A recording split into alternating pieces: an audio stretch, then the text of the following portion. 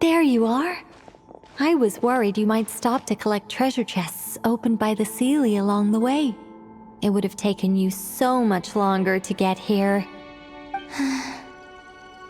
Another conversation I cannot hear.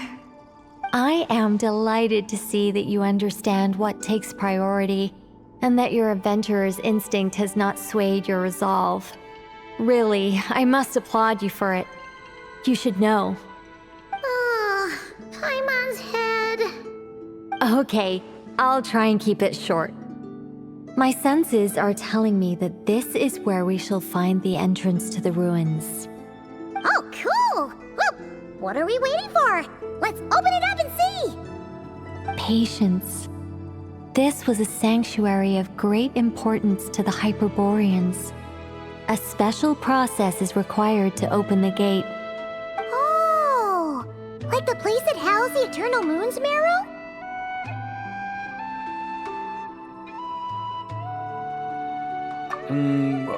Okay, so what's the plan?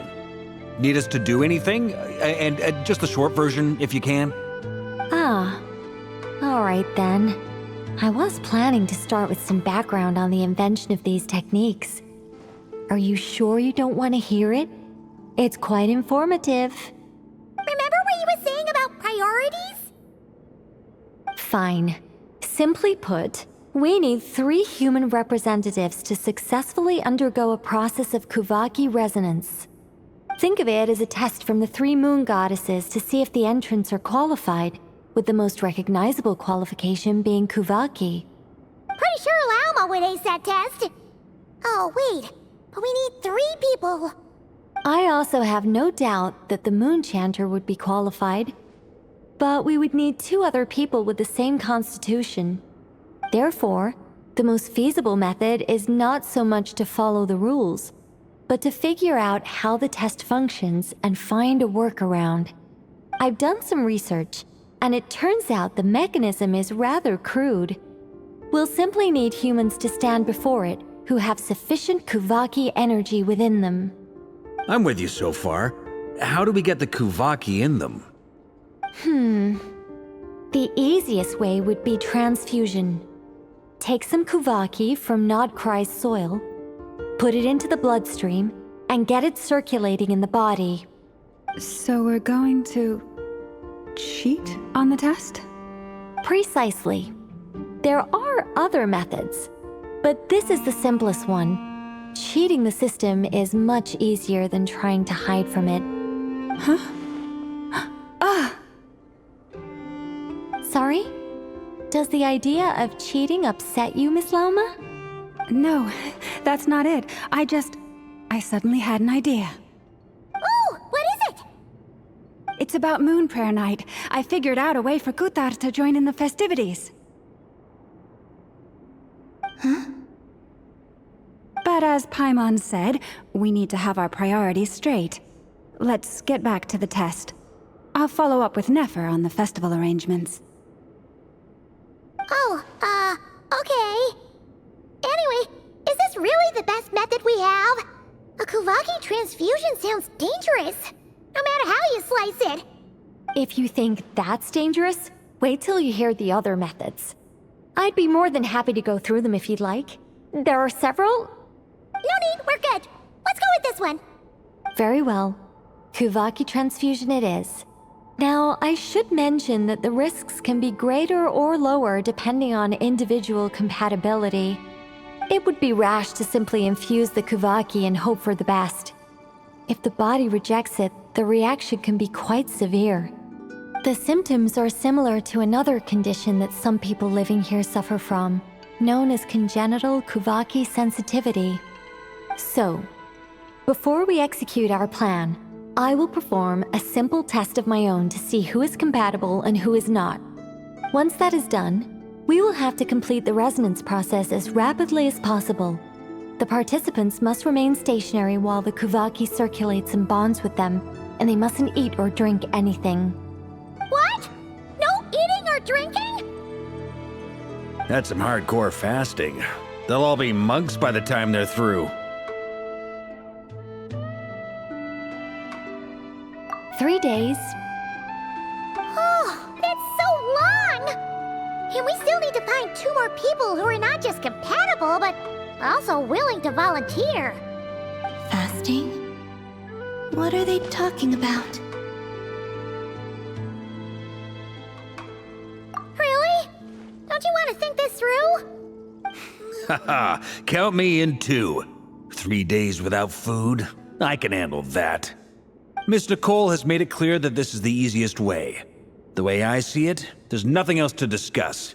It's time to step up.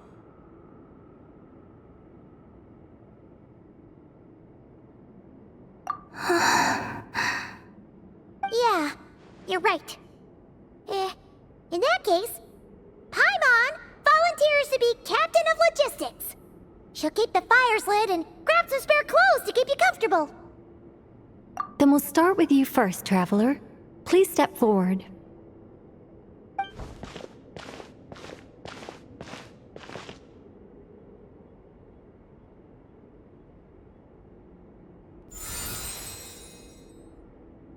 How's it going?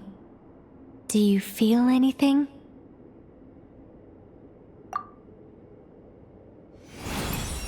How about now?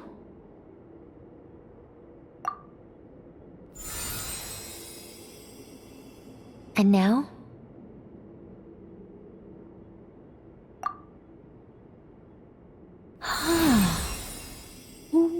What about now?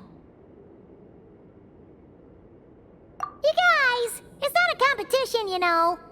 All right, I'm officially impressed. Even as a descender, you can withstand far more than I imagined. It's like I summoned a giant stone titan to arm wrestle you, and your arm hasn't even moved an inch.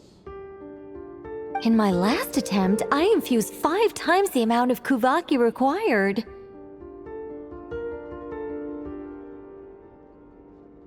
Yes, safe to say, compatibility won't be an issue for you. You're eligible to join. You're next, Mr. Varka. Sure, here goes nothing. All right, I'll start where we left off. 5 times the required Kuvaki dose. Whoa, whoa, whoa, hey, wait a minute. How's it going? No, not great. I kind of want to puke. Feels like I've been drinking too much. A few bottles of wine, then a big stein of Dark Horse. With some hard liquor from Liyue mixed in. You think this is funny? I just lost to a young lady in an arm wrestling contest. I'm never gonna live that down. My apologies. I'll lower the concentration and try again. Oh. How's it going now? I'm not as dizzy as last time, but I can still feel it pulsing around. In that case, you wouldn't be an ideal choice, Mr. Varka. Let's try someone else. Okay, let's go ask some of our other friends then.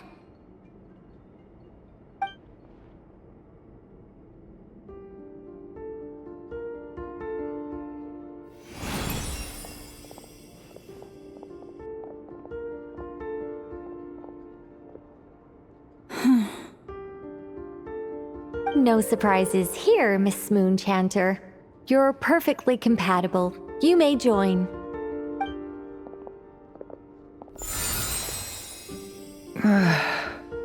I'm getting a slight headache. Shame. You were so close. Whoa, I'm itching all over. Allergic reaction. We can't have that. Huh? Well, are you gonna start a what? The Hexen Circle is an organization that cares for and protects children. We will not have them do dangerous things. Not even tests.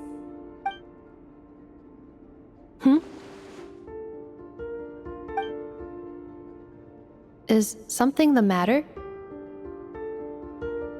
The candidates have to be human. I guess that rules me out too. Huh. Everyone except the Moonchanter got beaten. Guess I don't need to feel so bad after all. I mean, looks like this isn't gonna be as easy as we thought.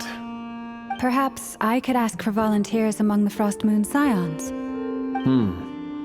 I'll see about talking to some trusted Lightkeeper colleagues.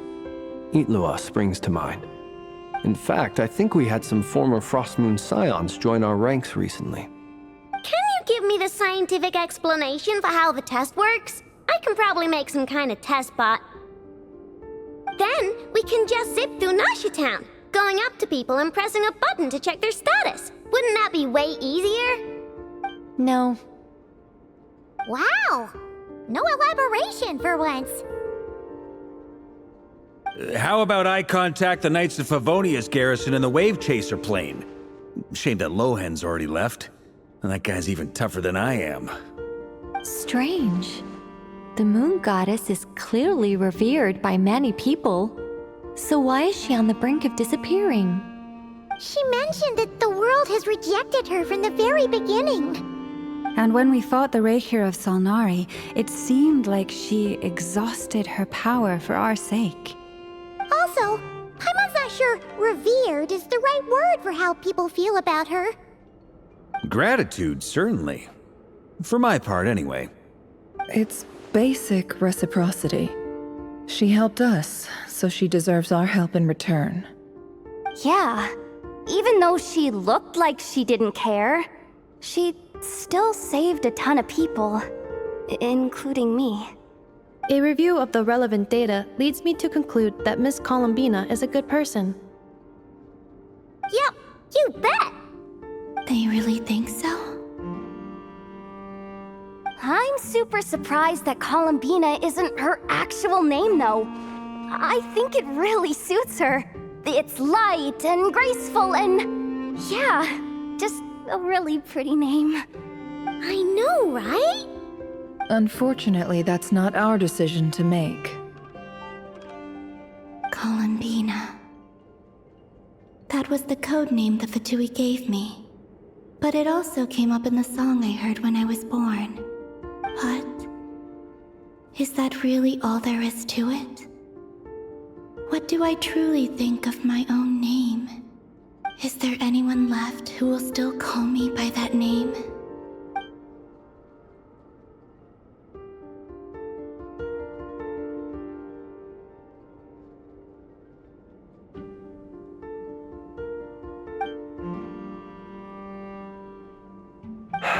Moon Prayer Night is getting closer by the day. We're running out of time. We need to look for other candidates. Then allow me to try. Huh? What are you doing here? You contacted your friends via the Adventurers Guild. Sandrone has been keeping an eye out for something like that, so she informed me. Since I have the ability to accommodate a moon marrow, I should prove to be a suitable candidate. Arlecchino. When can we begin? I see. We can begin right away.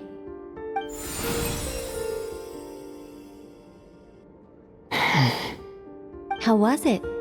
Did you feel any discomfort? Not at all. Then it seems we shan't need to look for additional candidates after all. Great! Cool. Alright, like Paimon said, the rest of us can take turns making sure the three of them stay warm and comfy. Then, my job is to take care of the caretakers. I will ensure everyone receives food and accommodation. I'm ready as well.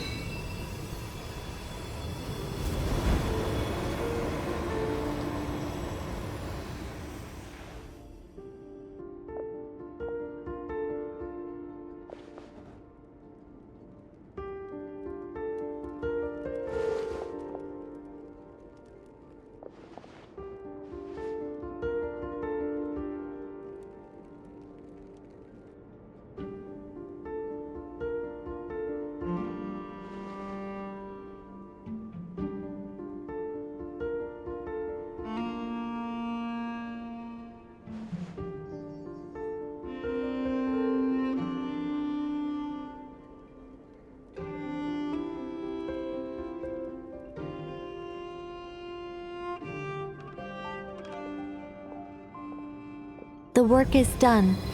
The sacred scroll shut. The stars grow dim, the people silent. The white sun sets, the silver moon rises.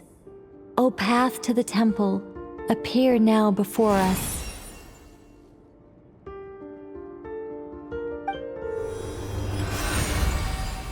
Wow! It really opened! So that's what all this is about. They've been trying to open this gate. Come, let us enter. It might be best to eat something first. Take care to chew properly and swallow slowly. It will give your body time to readjust to the digestion process. They will head in soon. They will need to enter this gate.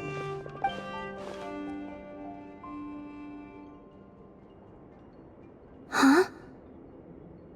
I cannot pass through. Is it because I have no physical body? It has been 3 days. My strength has all but completely faded. Can I really hold on until Moon Prayer Night?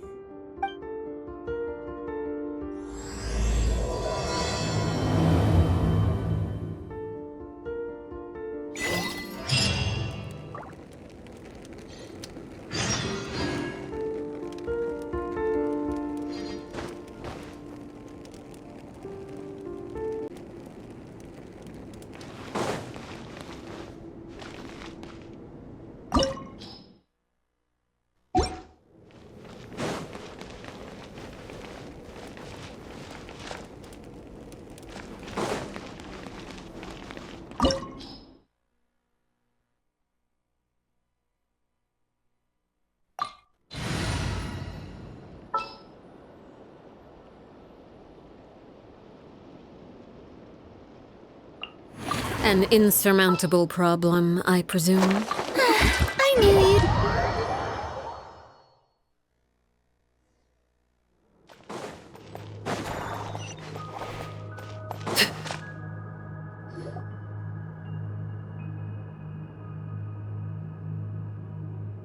Are these people...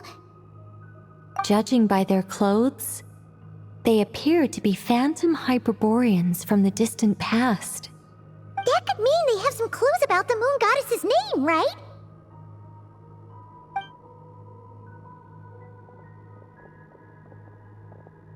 Hey there! Could you tell us what the moon goddess's name is? Sorry. That's probably a weird question, huh? How do we explain this? The moons are long gone, and their goddesses are dead. Their names no longer mean anything. When a new moon goddess is born, we will surely know her name. We have used every last resource at our disposal. All that remains is to wait, patiently and quietly.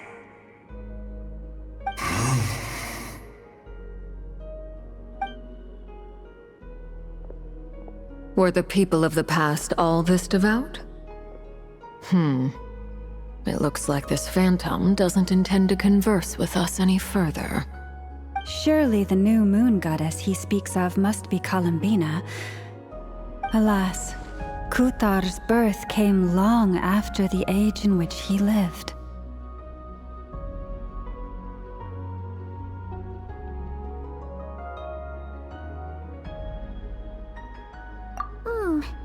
But, maybe if we find a phantom from a more recent age, they might know Columbina's real name. True. Keep an eye out. We should be able to tell which era they're from by the clothes they wear. Yeah, you've been pretty talkative this whole time. What changed? Oh, nothing. I'm fine. You all make good points. When the Hyperboreans speak of moon goddesses, they mean the three from truly ancient times. I can't imagine they would know anything about our current moon goddess. There once was a time when the moon goddesses blessed them greatly, and protected them from harm.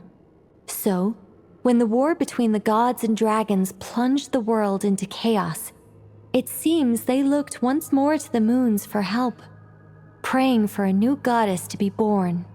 Yeah, that checks out. Let's continue on. Who knows what else we may discover.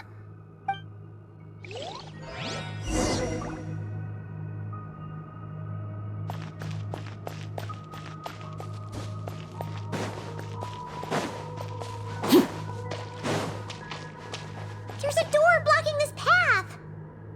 Not a problem. Try this.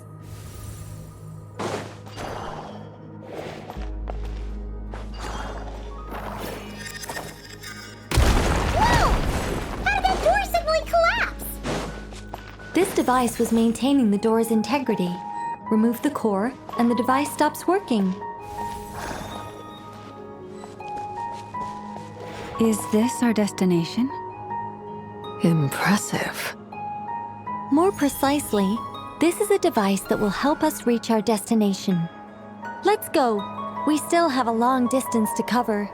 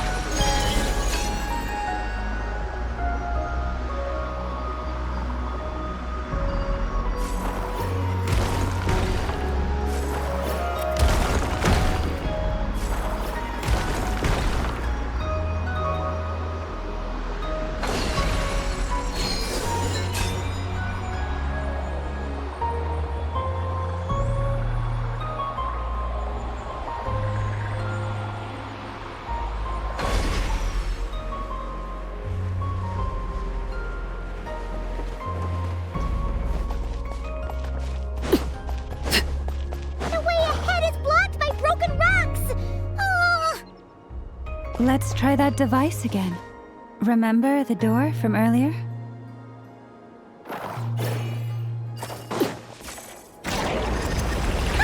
So it works in reverse, too!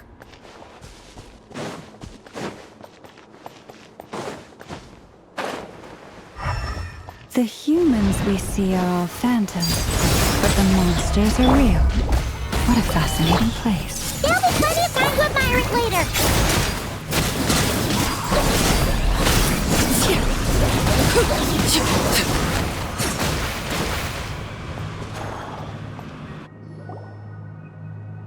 Ooh, there's a whole bunch of artwork in here. Seems pretty old. Nicole, this is probably your area of expertise. What do all these paintings mean? Let me see. To understand these murals requires some knowledge of the history surrounding the War of Funerary Flame. I shared a little of this with Lauma before. Yes, I think I follow. The dispute between the Moon Sisters, the transformation by Nibelung. Oh no, it's no trouble. I'd be delighted to share the tale again. Alright then. Tevat's 3 moons and their goddesses were brought into being by the will of Nibelung, the then ruler of Tevat. But when the heavenly principles came, they changed the world completely, down to its very foundations. The moon goddesses were nowhere near strong enough to challenge this entity. But the heavenly principles did not view them as heretical entities that had to be removed. Essentially, the 3 moons existed to keep this planet alive and operational, which did not directly conflict with the heavenly principles' aims. Nevertheless, the inherent precariousness of this arrangement would soon be revealed. Nibelung returned. Yes. He did, and thus began the War of Funerary Flame, a battle for dominance between Nibelung and the heavenly principles. Discord would soon emerge between the 3 moon sisters. One would voice the opinion that they should follow Nibelung, for it was he who first hung the moons in the sky. Another would argue that taking sides in the conflict would only bring the world closer to ruin. There was no telling where it would lead, especially since their creator had returned, bearing the perilous power of the Abyss. Nibelung would eventually discover their disloyalty. He had all three imprisoned before transforming the moons into weapons with which to fight against the heavenly principles.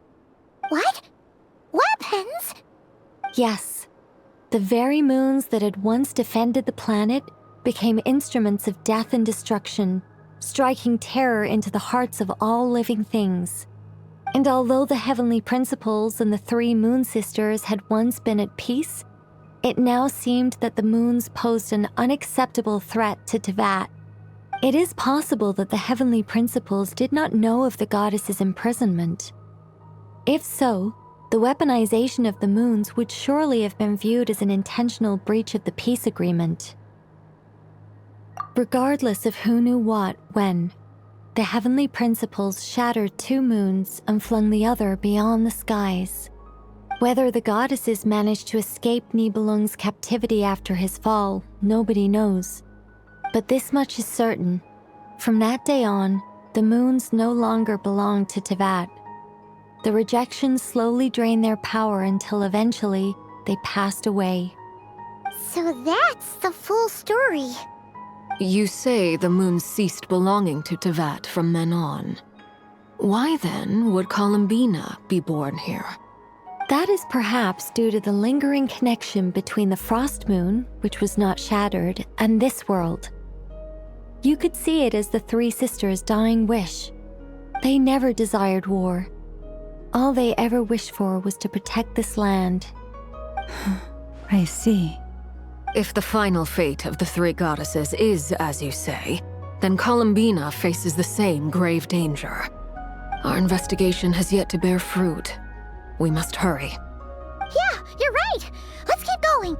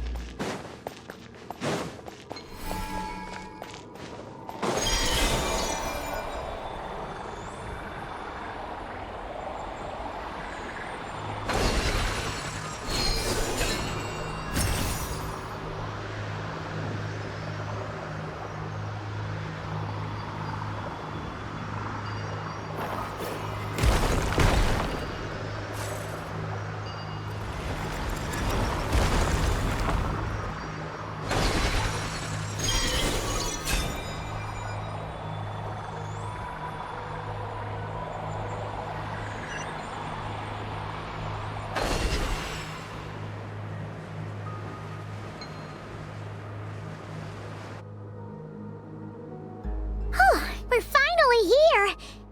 Guessing we'll need to activate this thing? Indeed.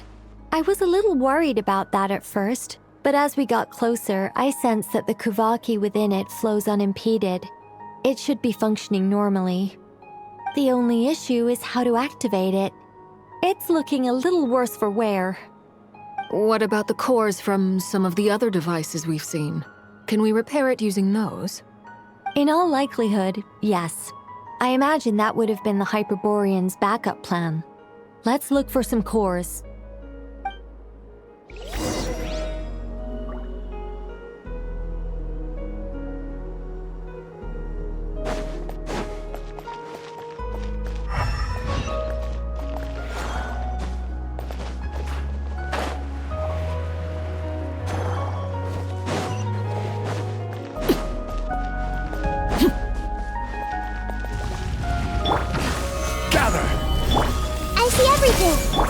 Strike a pose! Transfixed!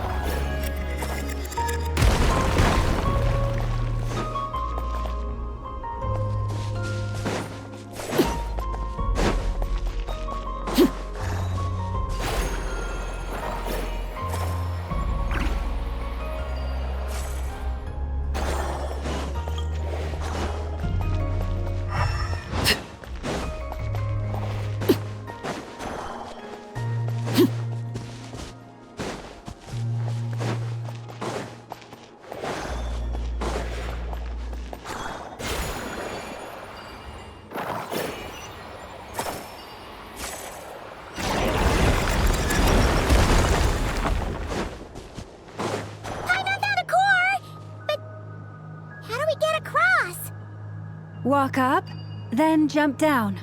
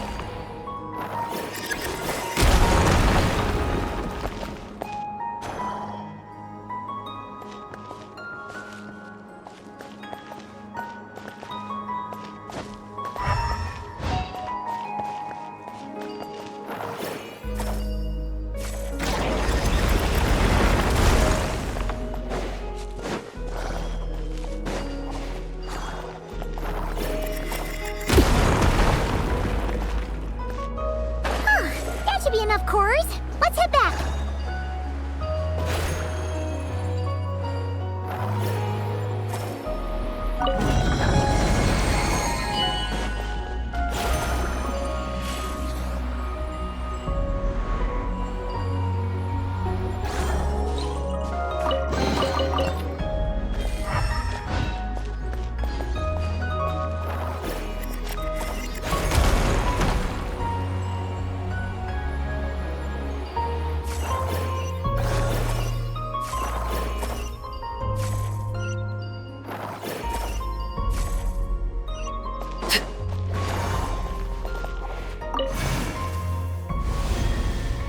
The device is up and running. It's hard to believe that the ancients were capable of constructing such things. Paimon sees our destination! It's right up ahead! Yes, let's go.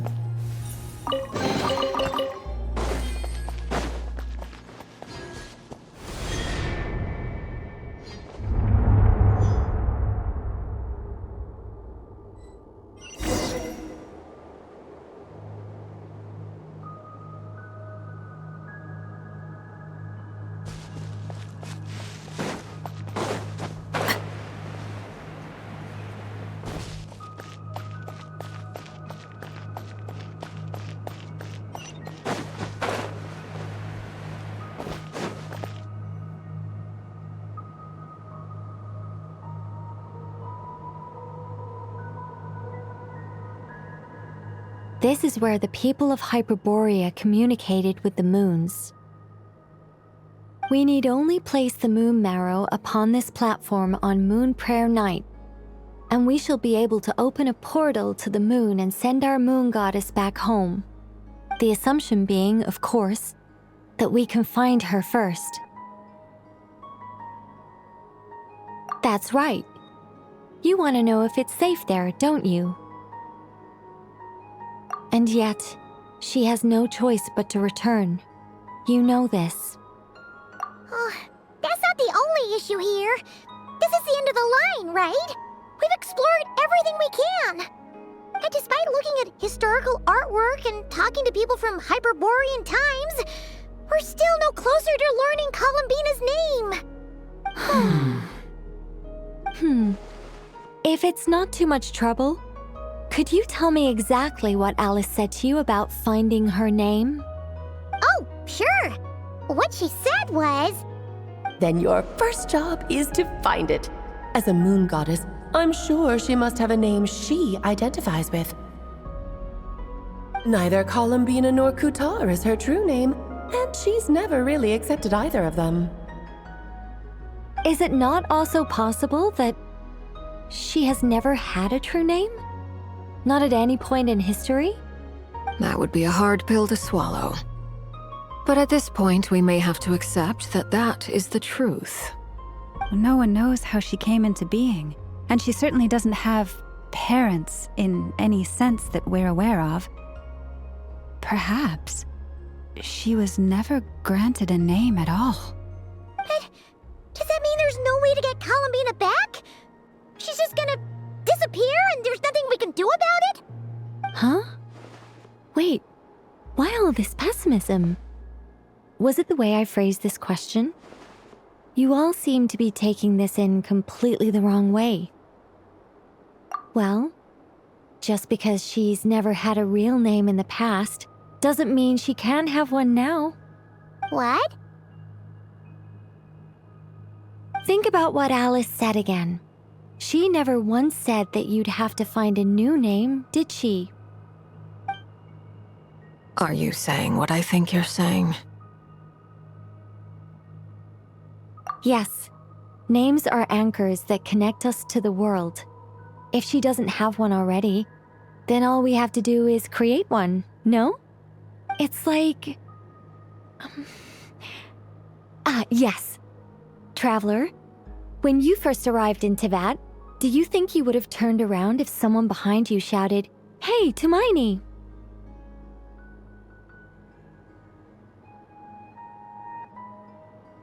But what about now? I understand what you mean. Life is a long journey. Even the friends and family by our side can change over time. When people call you by different names, what matters isn't so much the words themselves, but what they symbolize. And of course, whether that resonates with you. Lumine. So, close your eyes and picture the moon goddess in your mind. If you were to call out to her in this moment, what would you say?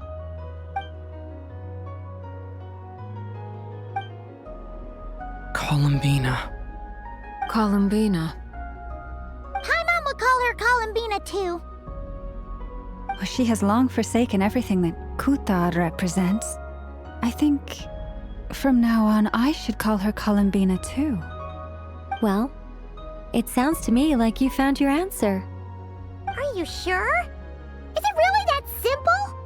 We haven't found her this whole time, and not for lack of trying.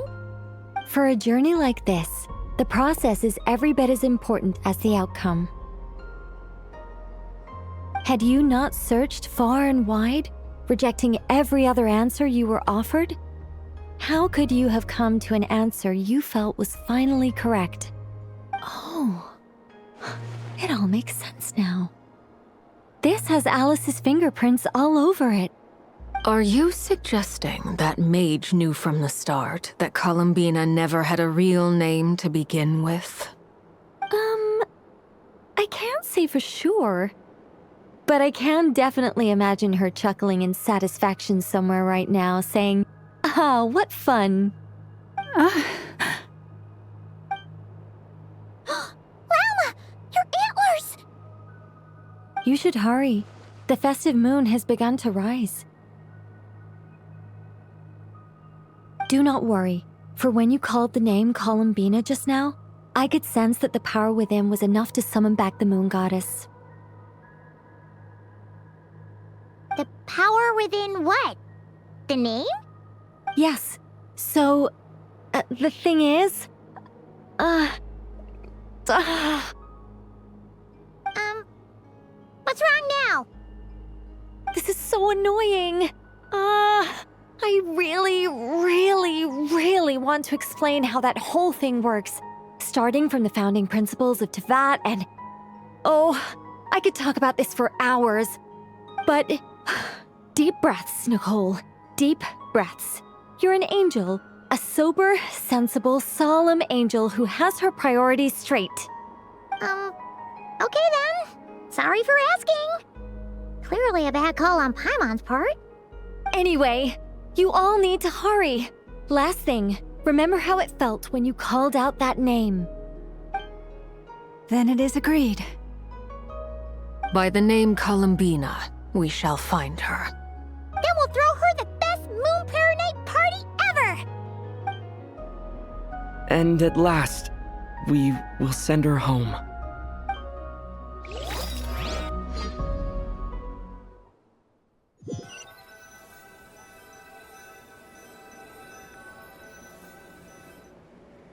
I can barely move anymore. My consciousness is fading away. Have they come back out? I'd love to see them one more time.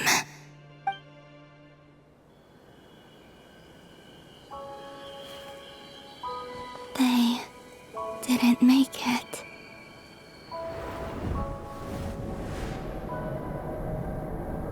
Could you tell me your name? My name is... Columbina!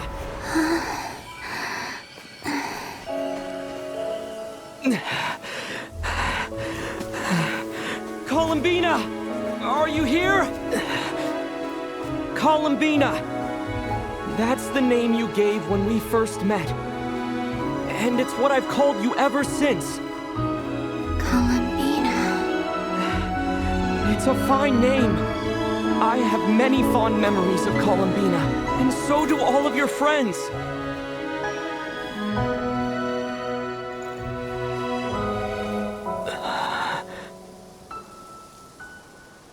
If you like this name...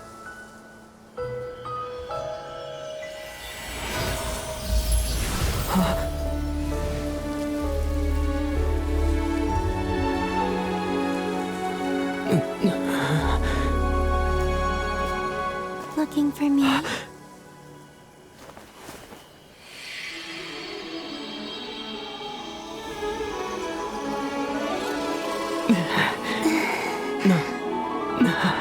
like it. You can carry on using it. My name is Columbina Hyposelenia.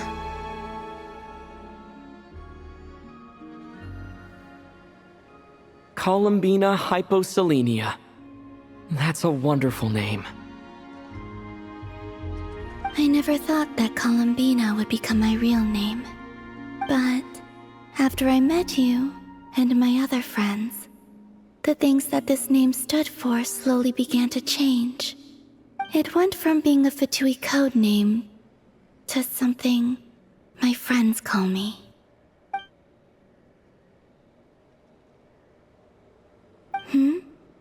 What is it? Why aren't you saying anything? I'm just so happy for you. Thank you. So, where's everyone else?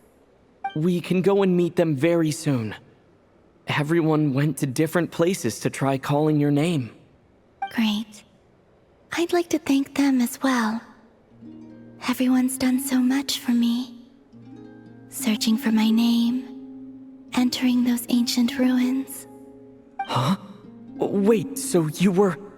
Yes, I was there. Not physically, but my consciousness was still holding on. I followed you the whole way. Starting from when? You turned around and called out my name while you were in Nasha Town. Do you remember?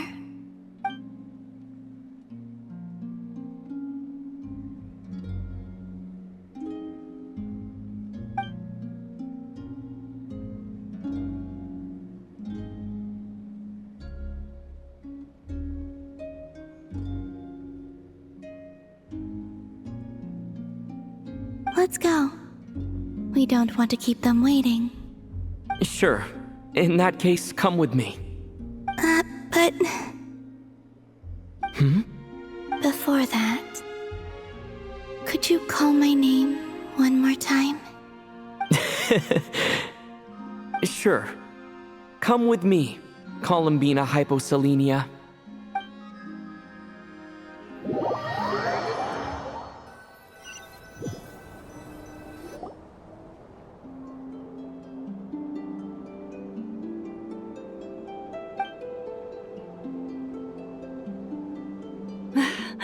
Columbina! Oh, this truly is wonderful. Llama, I can't breathe. Ha ha! Just in time for Moon Prayer Night. It's good to have you back, Miss Columbina. Yeah, we were worried sick. Thank you, my friends. With your help, I now have a name that belongs to me. Columbina Hyposelenia. Where's the second half from? You added it yourself? That's right. It means... Born beneath the moon. Yes. And by extension, it can also mean born beneath this world. A fine name. Now, as much as it pains me to interrupt this beautiful reunion, I feel obliged to remind you that the Moon Prayer Night celebrations in Nasha Town have already begun. Don't you want to enjoy the festivities? There's so much to see and do. And some of the ambient lighting and entertainments were sponsored by the kind souls in the Hexen Circle. Nicole? Why have you turned into Dodoko? So you're Miss Nicole.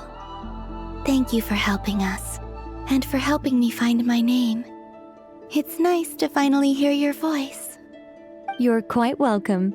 Guiding lost people to hidden treasure is what we Seelie do. And if you ask me, spiritual treasures are far more precious than material ones. Chests are all well and good, but this was what it's all about. Ah, so satisfying. Anyway, I had to go help Alice. It seems like she ran into some trouble. That's why I couldn't be here in person. But don't worry, we're with you in spirit. We'll be celebrating right along with you. Keep an eye out for the Hexen Circle's festive stalls in Nasha Town. I think you'll like what we came up with. Alice said she even managed to rope B in this time. The Frost Moon Scions have also prepared various attractions. I believe Aino and Effa and their crew are setting things up as we speak. On that note, Nefer, about that request I made. It's all in hand. Yehoda is on site to ensure that everything goes off without a hitch. Wonderful. In that case, Traveler? Huh? Come on, Columbina. It's time to celebrate the best Moon Prayer Night ever.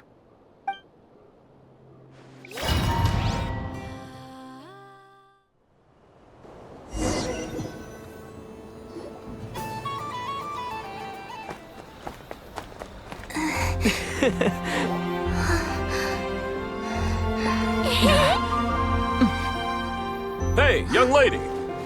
Would you like some Moon Prayer Night candy? Happy Moon Prayer Night. Oh, yeah. I almost forgot to say. Welcome home, Moon Goddess.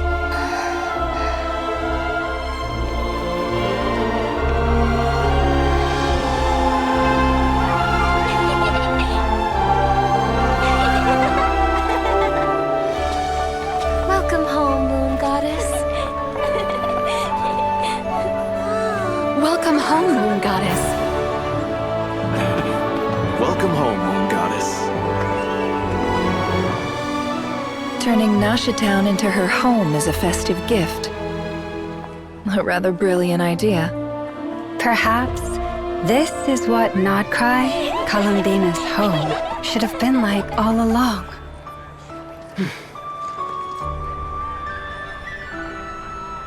Thank you for the gift. I like it a lot.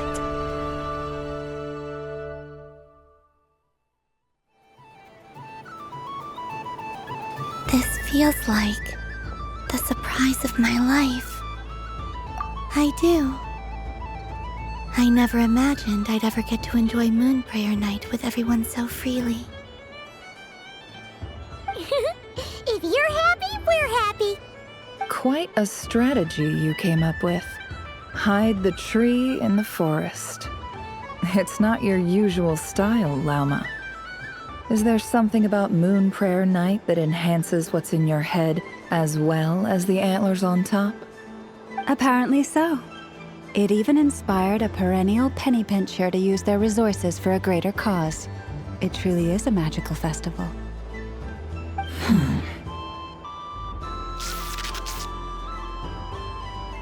I see it now.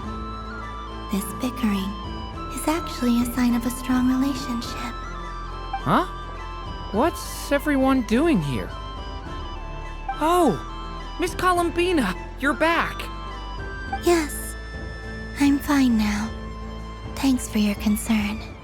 How's your progress with Alice's assignment? Very well indeed. I've never heard her sound so excited.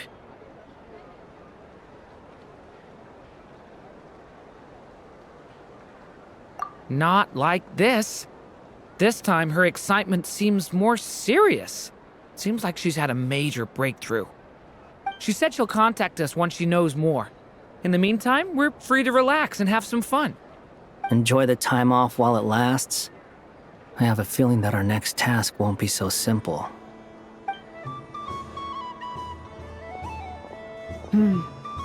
I should go. I still have a few things to attend to at the Frost Moon Scion stall. And I think I'll take a look around. With any luck, this once-in-a-year festival will come with once-in-a-year opportunities. Hold up a second. Where's Varka? I believe he made a beeline for the flagship the moment he entered Nasha Town. Ah, that's Mondstadters for you. They know what they want when festivals roll around. Goodbye for now, Columbina. I hope you have a wonderful night. I will.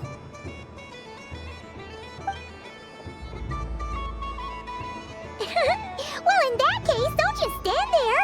Get out there and have some fun. You'll definitely get a warm welcome at every stall. Oh, also, take this map with you. It's a guide to the festival.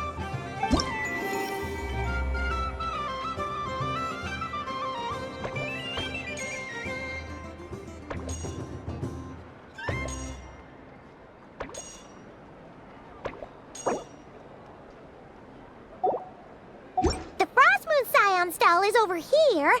Lauma's invited a whole bunch of cute animals to celebrate too. Over there is the Hexencircle section. Alice seemed more excited than anyone about this festival, so she insisted on making it a grand affair. Oh, and then there's the Nasha Town local specialties, including... Actually, forget that. Better if you go check them out for yourself. Thank you. It looks like a lot of fun. You're not coming with me? We'll be around. But don't you want to browse by yourself for a bit first?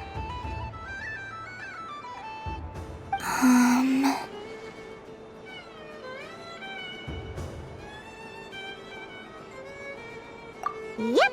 If you find something you like and want to try it out together, just give us a shout. We'll be right with you.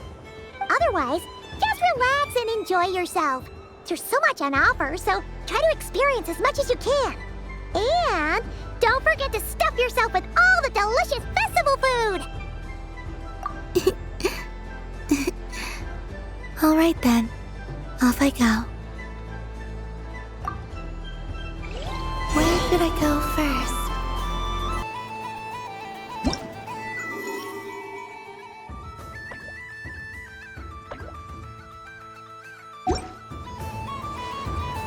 This must be the mage's stall.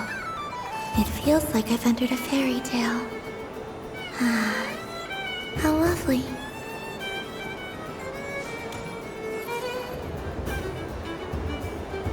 But I was aiming right at it! Aw, what a pity. I saw it with my own eyes. You were so close. So very close. That's not true. It dodged out of the way right as I was about to snag it. I'm sorry? You heard me. This paper frog can move. I swear. Dear, oh dear, what are you saying? How could a paper frog move? Unless you believe there really is magic in this world. But even if I, the mere humble merchant that I am, knew such magic, surely I would not use it on a paper frog. I'd sooner give Mora legs, so it could walk right into my purse. My dear, dear customer, why not have one more try? This time I'll give you 12% off, a very generous discount for one of my most regular customers. Just think about how much experience you have under your belt now. You're sure to win the next one. Darn, I used up all my coins. I'll be right back. Just gonna fetch some more from my house. Take your time, but don't take too long. This event is Moon Prayer Night only. Miss it, and you'll have to wait a whole year before I'm back. Next customer, please. Welcome.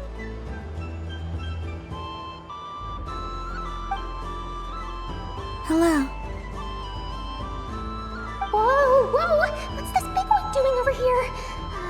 How do I tell my employees not to go running around this time? Shooting them a glance won't work. I haven't known them long enough. Dory? Why, hello there, Miss Columbina. Would you like to play my ring toss game? The rules are very simple, and it's easy to get the hang of. How much for a round? Oh, first time's free. Not a single mora. After that, well, we can cross that bridge if and when we come to it. But with your sharp skills, I'm sure you'll win all the prizes in one fell swoop. That was an obvious enough hint for them, right? Right?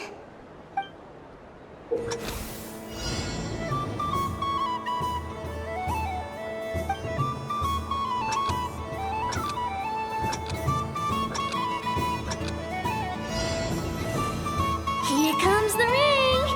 Oh, peanuts.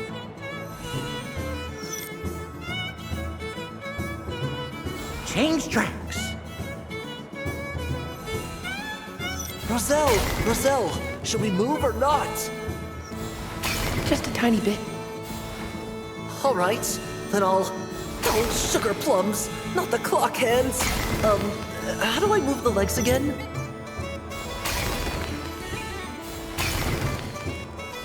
Stop it! Stop dodging!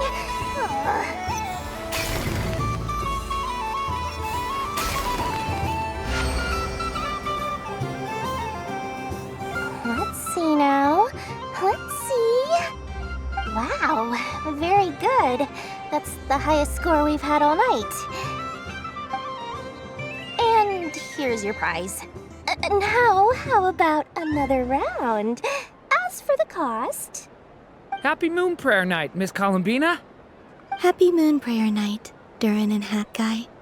Are you here to play the game? Yes.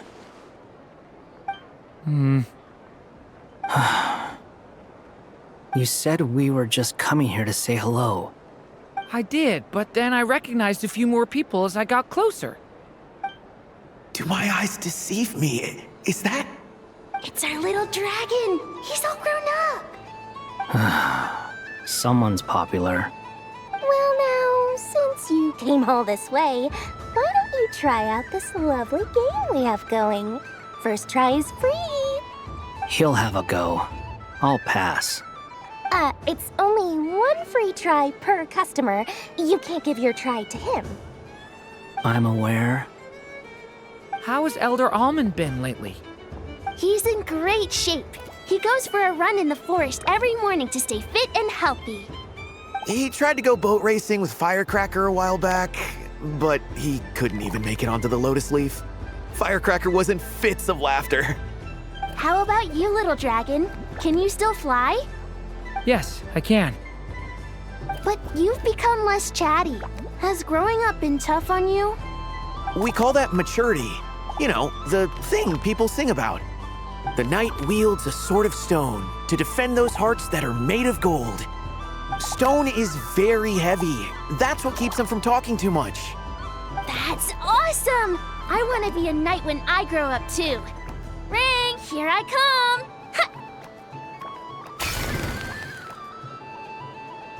Oh, the hat-wearing man. I never thought I'd see you again. You seem more determined than when I saw you last on the train. If you say so. Oh, I do say so. The people you once helped see it clearly. It's because you are once again on the right track. May the engine in our hearts propel us to the station of our dreams. I can move! I can move now, Roselle! What are they doing, running into the rings like that? You got them all so quickly! I've never seen anything like this in all my travels! Is this guy actually an old friend of theirs? But how? They're origami animals and clockwork people from a fairy tale! Getting to know them would be quite an arduous task, unless they share a hometown? I have to get to the bottom of this. Next time I see the Great Mage Alice, I shall demand answers! Thank you, Dory. I had a lot of fun. So, now for your prize. Where did I put it? Give me a moment to dig it out. Oh, sweet grand prize. How I wish I didn't have to let you go. Good thing I've already turned a profit from the customers earlier in the night. Otherwise, I'd have wasted all my hard work. Okay, I'm back. What? I leave for 2 seconds and someone's already claimed the grand prize? Oh, well, these things happen, you know? Perhaps you'd be interested in one of the other prizes instead. We've got all kinds of wonderful goodies here. Is this the thing you wanted? Here, you can have it. Huh? But... Don't worry about it. It will be happier with you. Oh, thanks so much, Miss. Moon Goddess. Oh, goodness gracious, Columbina. Give me strength. How am I supposed to make any more money from this child at this rate? Daddy, look! That's the game I was telling you about! Forget it. She is the Moon Goddess after all. I'll think of some other way to swing this. Maybe I can try to hook this new kid. Huh? Oh, someone already won the grand prize. You can take mine if you want. What? Why? Why are all these bleeding hearts coming here to ruin my business? Happy Moon Prayer Night, everyone. Happy Moon Prayer Night.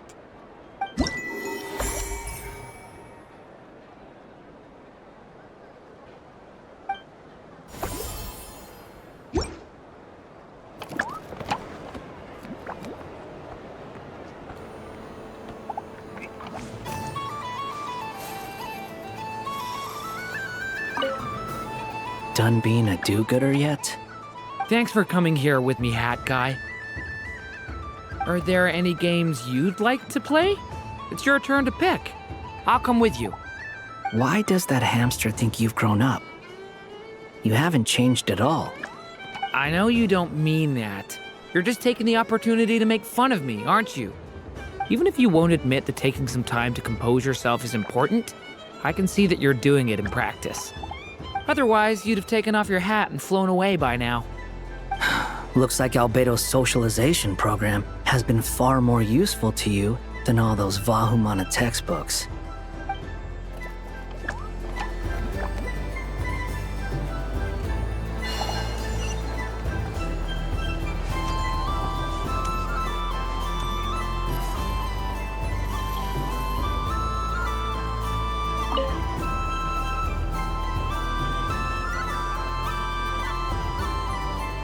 I wouldn't say it's unfair, exactly. I mean, your voice goes right into people's heads. How would you explain that to the kids? You can't just explain it away as magic. Is something the matter? Ah, Miss Columbina! No, nothing you need to worry yourself about. Ah, impeccable timing. Stick around for a second, Miss Columbina. I need your input on something. This self-proclaimed Knight of Justice has yet to give me a satisfactory answer. I, for one, would like to hear your verdict on the matter. Hey, now, I left the flagship just to help you out, Miss Nicole. What's going on? So Alice and I are both using long-range remote control spells that work on similar principles, allowing us to attend this festive fair in Dodeco form. Sorry, let me backtrack a little. While similar, there are some key differences. Alice, being a great mage, wanted her Dodeco to reflect something of her own charm and mystique. So she adjusted the way its tail moves when it spins around. An entirely gratuitous move, in my opinion. I hardly see how anyone is going to notice that. If anything, I'd say that anyone who stares intently enough at a Dodeco's tail to notice such a small detail is someone we ought to be highly concerned about. I only say this to emphasize that my question has nothing to do with tails. Now that we're clear on that, why is Alice's Dodeco permitted to interact directly with the children celebrating Moon Prayer Night, while mine is not? Your voice speaks directly into people's minds. See? Exactly what I said.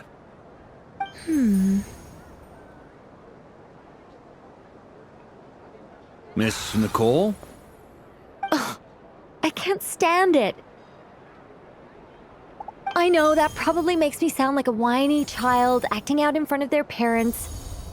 And it's a little embarrassing now that I think about it. But hey, I said it now, I can't take it back.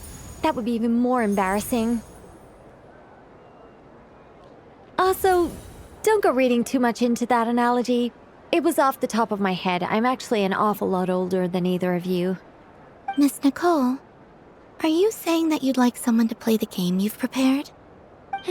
I'm not so invested in that. It's just something cobbled together using items I borrowed from Alice. She probably didn't even make them herself. The point is, I want to know everyone's thoughts after they receive their prizes. But as you've said, I can't just ask. I've been biting my lip for so long, and I've had no one to vent my frustrations on. I thought this was going to be a nice, straightforward festival where I'd get the chance to guide people to treasure. Well, can I play? I can't guarantee that I'll win a prize, but... You will? I'd like to try. Then what are we waiting for? Let the game begin! It's like they forgot I was ever here. Ha ha ha.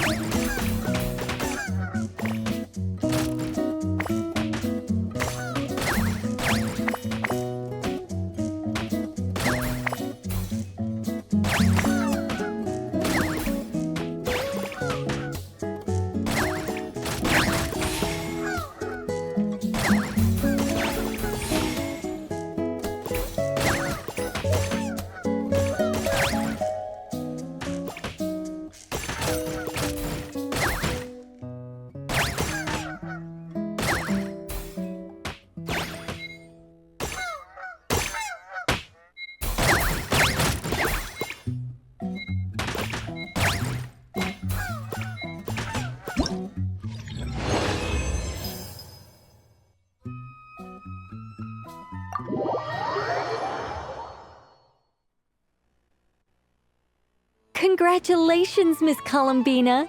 With your great wisdom, you have overcome every obstacle in your path and conquered the great challenge posed to you by fate. Fate? Well, something to that effect. If you'd prefer something more poetic, it could be the icy winds or the dawn. Anything you like, really. You could even go with the challenge posed to you by Dodeco, if that's what you're into. Anyway, you can take or leave my suggestions. Moving on. All my hopes are now resting on this. Can I open it now? Stop teasing me. Please, I'm begging you. No more talk. Just open it. Wow. What a lovely sculpture. Classic and cute at the same time. Thank you, Miss Nicole. I'll always treasure it. Ah, there we go. Music to my ears. You have my sincerest gratitude, Miss Columbina. Thank you for sharing your precious time with me and fulfilling my wish. Don't mention it. You've all done much to help me. And still, I'm the one receiving all these gifts.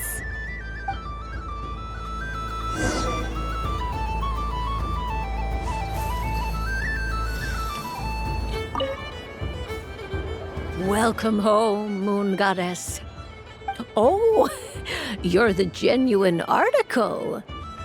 Alice was right. This moon prayer night was worth watching after all. Another one that talks. Greetings. Pleased to make your acquaintance. I am the Hexenzirkel member they call B. Barbeloth Trismegistus. Columbina Hyposelenia. Pleased to meet you too. Hyposelenia. A fine name indeed. Now then, Miss Columbina, do you wish to hear a mage's divination? Divination? The Frost Moon Scions used to ask me what would happen in the future. Is this like that? From the perspective of the one seeking answers, perhaps. As you look to your journey ahead, if you seek to understand the unknown, resolve your doubts, and soothe the confusion in your heart, divination could be for you. The unknowns on my journey. Of course, if one wishes to peer into fate, then hydromancy is the more precise option. But that is a complex affair, and to relegate that majestic art to the status of a festive amusement would seem somewhat uncouth. Besides, it is sometimes better to not know fate with great certainty. Hence, I shall use the suitably festive Luna Arcana to tell your fortune instead.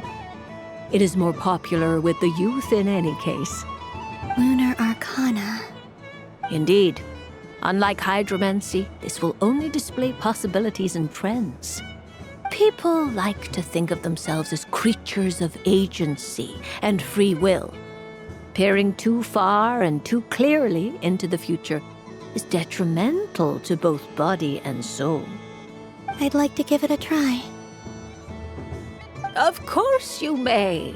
Come then, take a seat, Miss Columbina. Before we begin, are there any specific questions you would like to ask? Let's stick to general possibilities and trends, like you suggested. Ah, very well. Then I shall use the basic Lunar Arcana deck. Now, try to relax. Cast your mind upon the things you have experienced and the things you are soon to experience.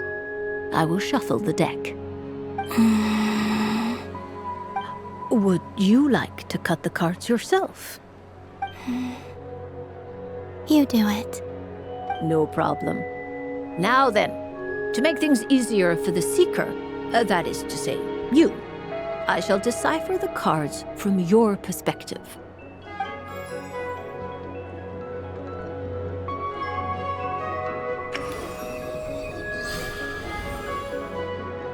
Please, draw the first Lunar Arcana. This represents destiny and is the foundation for the divination as a whole. Now, draw your second card. This will stand for the past, the sum of all your experiences that have come before. And now the third arcana. This is the present, your interpretation of the current moment. Finally, the last card. This shall speak of the future, which... Oh. Kuvaki Pulse? Fascinating. I've never encountered this before in my role as a diviner. Something has exerted an influence upon this card, causing it to leave its designated position. What do you make of this, Miss Columbina? Perhaps this is the guiding hand of fate in action. Of course, if you wish, you can choose to deny the validity of this card and draw the future for yourself. No, it's fine. Let's go with this one. A bold decision. I must say I'm looking forward to the results. Well then, let us flip the lunar arcana in sequence and see what emerges. Sure.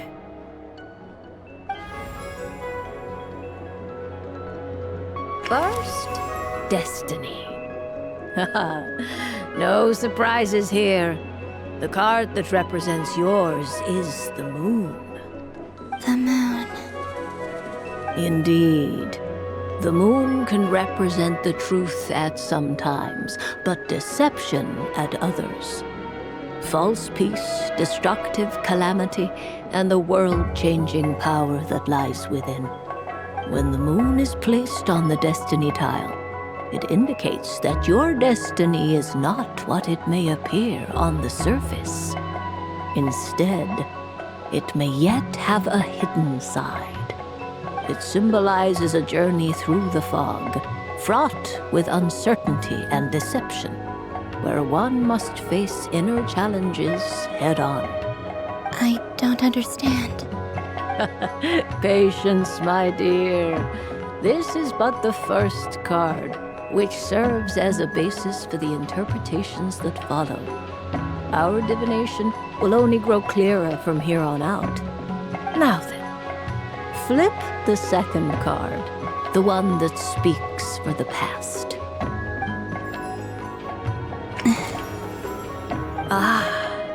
The Hermit, but inverted. Inverted? Yes. The Hermit symbolizes solitude, introspection, and the pursuit of truth. When inverted, it represents isolation, truth out of reach, and a path that leads one astray. Combined with the moon as one's destiny, the Hermit inverted represents a choice you made to stand alone in the past. It was a choice made not out of fear or arrogance, but for reasons that others could not perceive. You fumbled through the darkness without a guide, but you did not find your way.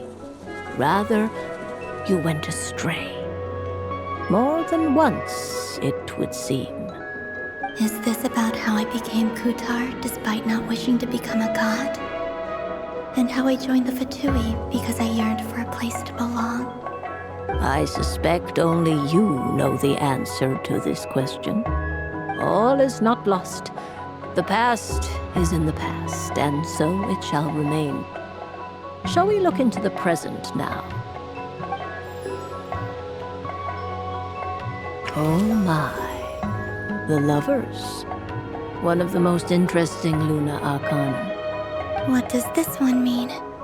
This means that you have had an unprecedented emotional experience.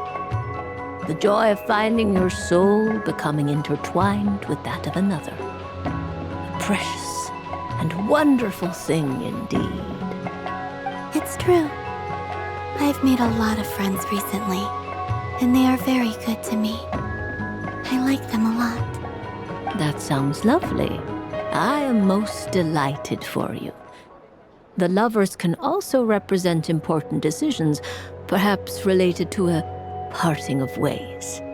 Now, if I were to guess... Yes.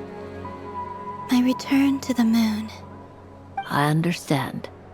Parting with friends is never easy, Columbina. But rest assured, this is not the end of your journey. There is always another story waiting to be told. The future always lies ahead. The future. Well now, it's finally time to flip this most mysterious of cards. Why did it appear? And what does it wish to tell you? I'm ready. Very well.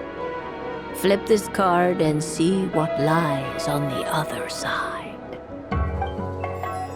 Oh. Miss Barbeloth? What is it?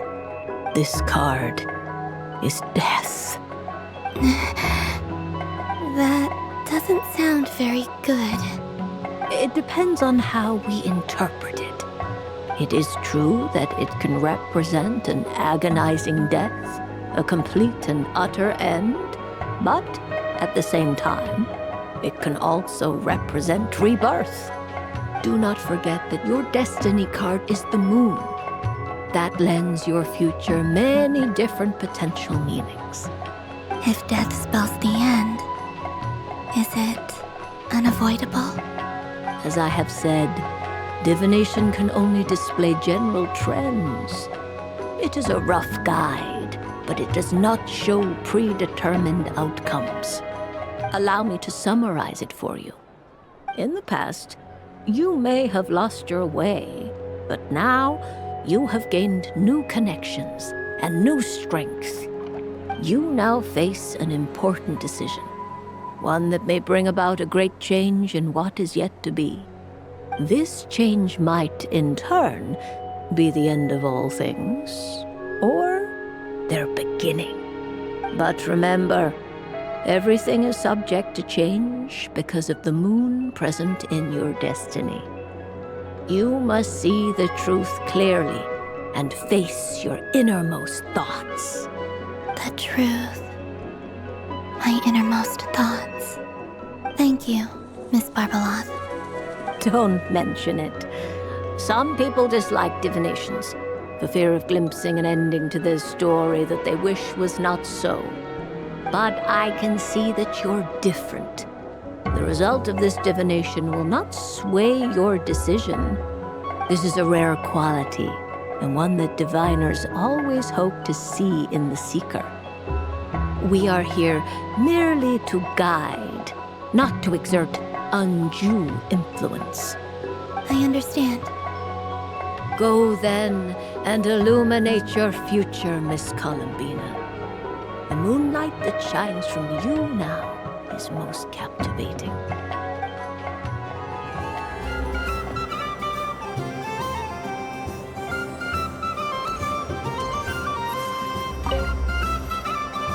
A soft and furry creature that bounces and jumps. Welcome home, Moon Goddess. This one talks, too. Allow me to introduce myself. I am a Dodoco from a distant archipelago, the most mischievous of all my Dodo brothers and Dodo sisters. When the going got tough, I powered through, and when I met obstacles, I boomed them away. That sounds like a lot of fun. Doesn't it just? Oh, but then the trouble started. Recently, I found a lovely beach, the same beautiful jelly color as my hometown, and so I dove in to have a look. Only to find it overgrown with seagrass and nasty little spiky fish everywhere, looking to turn me into a Dodoco kebab. I made it back to shore by the skin of my teeth, but my tail was sorely hurt. Couldn't you just boom them away? Oh, I wanted to, believe me. but I've heard that you, Moon Goddess, can understand animal speech. The last thing I wanted was to cause a gigantic fuss and get taken to court by a school of spiky fish. I'd be driven out of these waters for good, and my winter holiday would be ruined. And so, dear Moon Goddess, I was wondering if you might lend me your allegiance. Are you roping me into a crime? Oh, let's call it a once-in-a-lifetime carefree adventure. Does that sound better? All the festival goers tonight are dressed up as the Moon Goddess, but there's nothing to say that the Moon Goddess can't disguise herself as a Dodoko, is there? Besides, this is your home. You should be free to be whoever you wish. I'm afraid I'm not well acquainted with Dodokos, Madam Mage. Oh, that's quite all right. We Dodokos are innocent, happy creatures with a free-spirited nature. Many, like myself, are mischievous troublemakers. Others are lazy souls who like nothing better than to lie down on a nice rock and take a nap. In our eyes, every creature who yearns for happiness and freedom is a Dodoko. But perhaps in yours, we Dodoko are a fluffier and more mischievous breed of Kuhenki. Yes, that is a much easier image to follow. Oh, wonderful! Then let's play! Grab onto my tail and follow me into the sea! Time to settle some scores with the bad guys!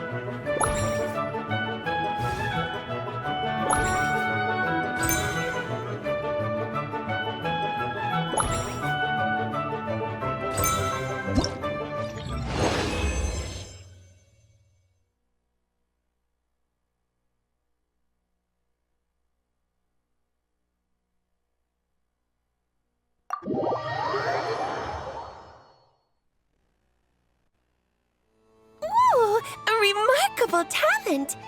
So, what do you make of it? The use of Jumpy Dumpties doesn't come as naturally to me as Kuvaki, but their unpredictability makes it fun. I think they call this novelty. Indeed! And how did it feel blowing those pesky nuisances away? Not bad. Any guilt? What do you mean? Oh, wonderful! Lovely answers to all three questions. You've passed the safety test. Now I can give this special bomb to you as a souvenir. Remember, if you find any meanies living on the moon, you can use this to boom them into oblivion. I will.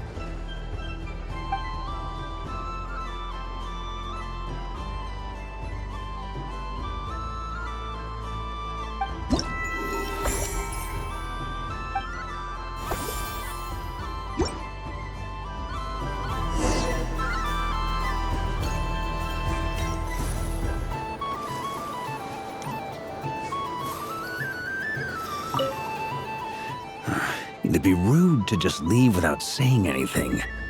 But at the same time, I don't want to barge into their lively conversation just to announce that I'm leaving. I guess I'll just wait a little longer. Huh? Albedo? This sketch is for you, Grandmaster. Oh, a gift for me. Thanks. Let's see what you've done for me. The North Wind left in the lurch.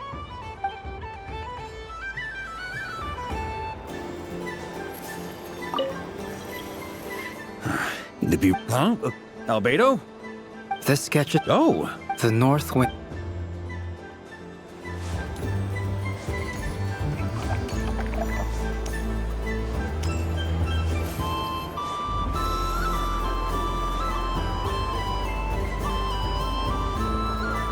Dodoco's Whirligig! Come check out Dodoco's Whirligig! Ah, welcome home, Moon Goddess. Might I ask what this is? Ah, it's a very special amusement sponsored by the great mage herself. Ride on a soft and furry Dodoco and embark on an unforgettable adventure. I say that, but I'm just following a script here. Who is this mage, anyway? And what the heck is a Dodoco? I'd like to ride. No problem. But, are you by yourself? Is that not okay? Oh, no, it's fine. It's just that each Dodoco can accommodate 2 passengers. Would you like to bring a friend along? My friends... That should do it. Now, we just need to get everyone else to draw something on it too. But we gotta keep it a secret from Columbina. Traveler.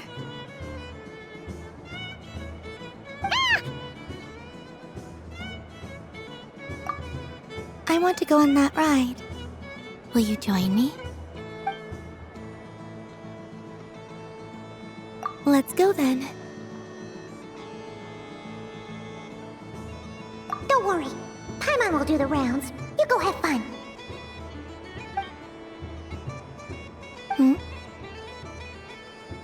All right. I think we have to wait in line over there. Please take your seats. For safety reasons, you mustn't try to leave the ride before it comes to a complete stop. All right, you're all set. I wish you both a wonderful journey.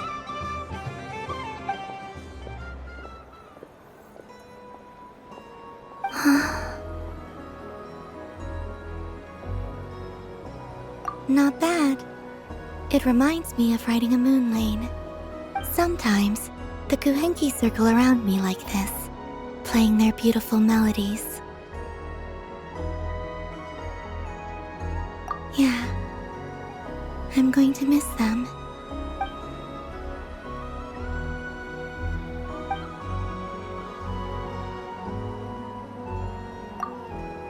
It does.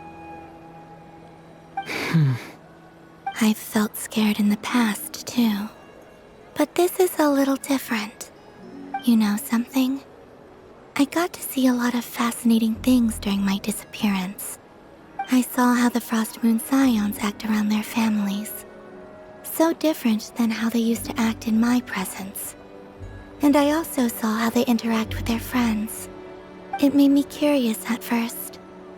Why do people act so sincere when they're worshipping gods, but save their truest, warmest feelings for each other?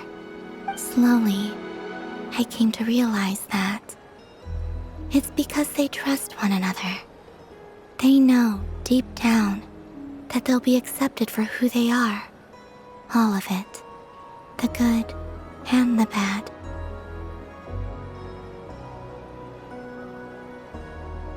I know. I knew it the moment you started calling out my name.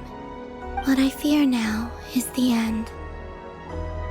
I fear losing all this the very night I have gained it.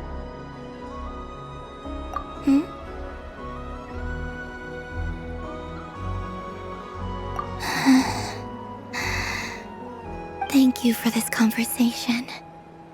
Thank you for listening to me. Don't worry. This fear I have, and the unknown that awaits me, they cannot hurt me. Not when I possess a treasure far greater. I just want you to remember this version of me. The real me. on this final night together. Dear passengers, Dodoco's awesome adventure has come to a close. Please leave in an orderly fashion, and we look forward to seeing you again in the future. Don't want the journey to end, huh? Don't worry, you two. There's always another adventure waiting just around the corner.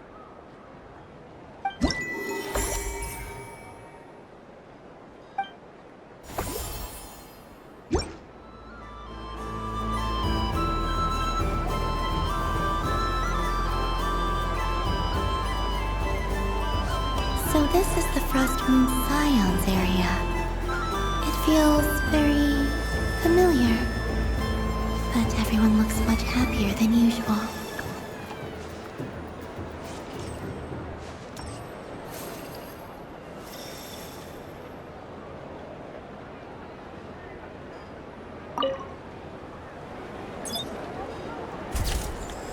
And done! Here, take a look! I think it looks quite funny. Well, Paimon thinks it's super cute. It looks like a silly chic badger and a rhyme-horned deer that's about to fall asleep.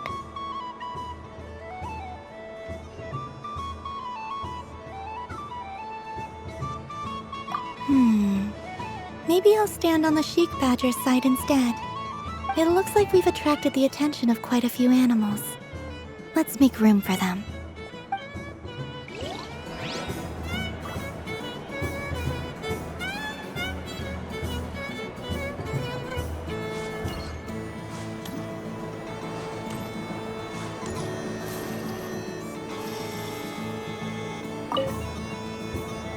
If this were any other day, I'm sure it would make for a great photo opportunity. But Moon Prayer Night has rendered my antlers uncomfortably large. Doesn't it look like this rhyme-horned deer has 2 sets of antlers?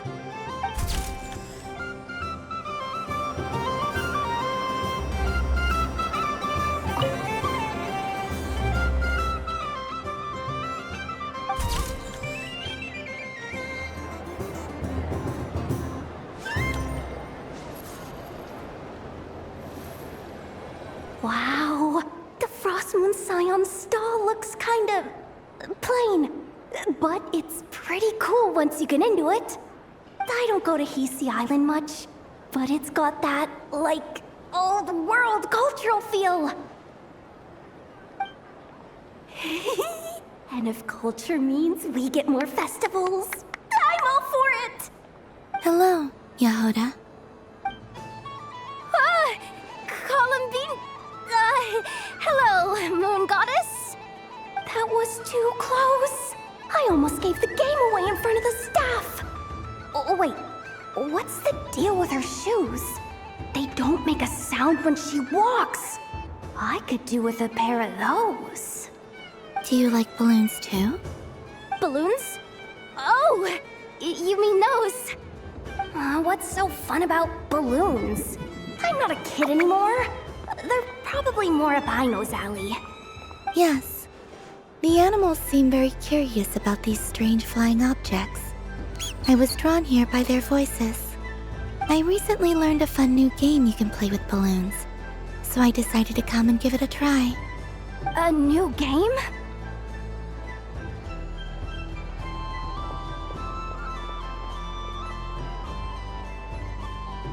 Hello. Welcome home, Moon Goddess. Here to buy some balloons? Yes. Could you give me a few that haven't been inflated yet? Are you sure? I guess it's not a problem, but... Yes, please. Thank you. Uninflated balloons? But those are just little rubber pouches. What does she want with those? Would you like to play the balloon game, Yahoda? Huh? Sure. I guess. How do you play it? Wait here a moment.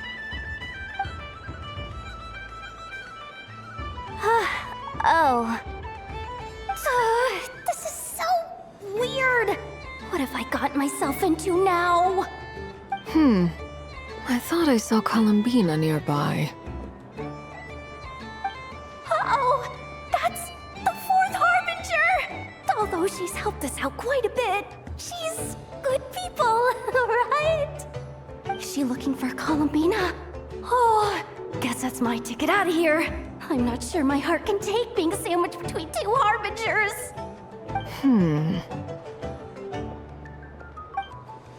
Which stall is she checking out? Oh, it's that other Frost Moon Scions one. Try on the headgear, see what it's like having antlers or animal ears for a day. Oh, I wouldn't be caught dead wearing that stuff. So embarrassing. I have enough gear to carry as it is. Wait, what? She put it on? How peculiar. This would take some getting used to. I wonder if this is what it's like for Lynette. It really suits you, ma'am. What is this? She was so intimidating a moment ago, but now, dang, she's really rocking those ears. How does she make them look so cool? I suppose I may as well keep them on for now. All part of the festive experience. She's coming this way. How do you do, Miss Yehoda? Oh, jeez. Don't talk to me while wearing that thing. Where am I supposed to look? Oh, hey there. I'm looking for Columbina. Have you seen her? She just... Huh?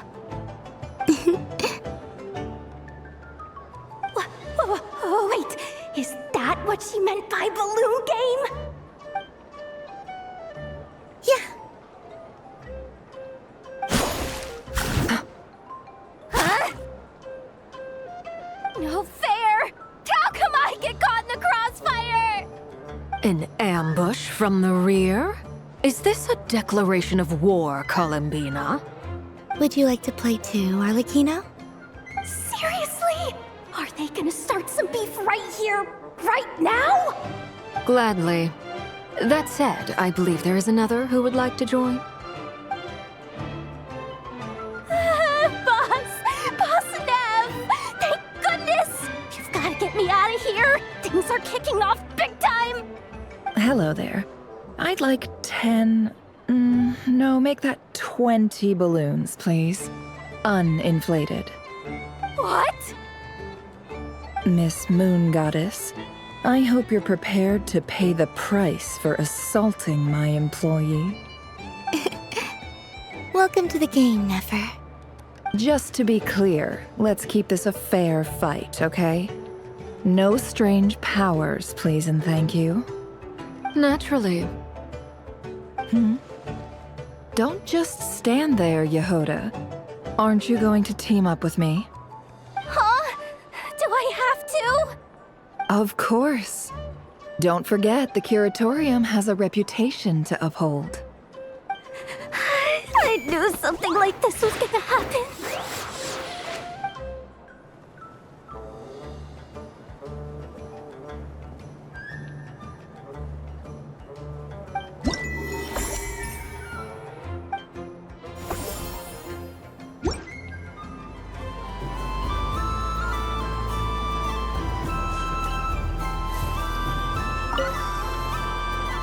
Welcome home, Moon Goddess. Would you like to try on some... I always hear Lauma saying how heavy her antlers are.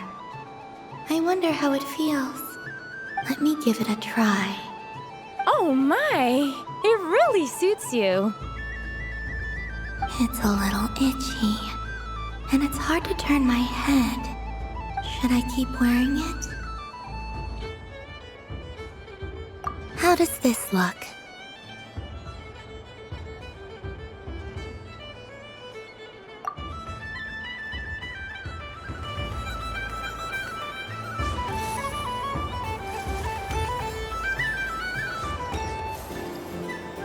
Sunny days! I prefer sunny days. Ah, well, you are as warm as the sun itself, Moon Goddess. Very well. I believe your spirit animal has to be this most adorable chic badger. Wow! Thank you, Mr. Talking Magic Lamp! Have a very happy festival, Moon Goddess. Lance? That's you, isn't it? Shh. It's our little secret, my dear traveler in Paimon.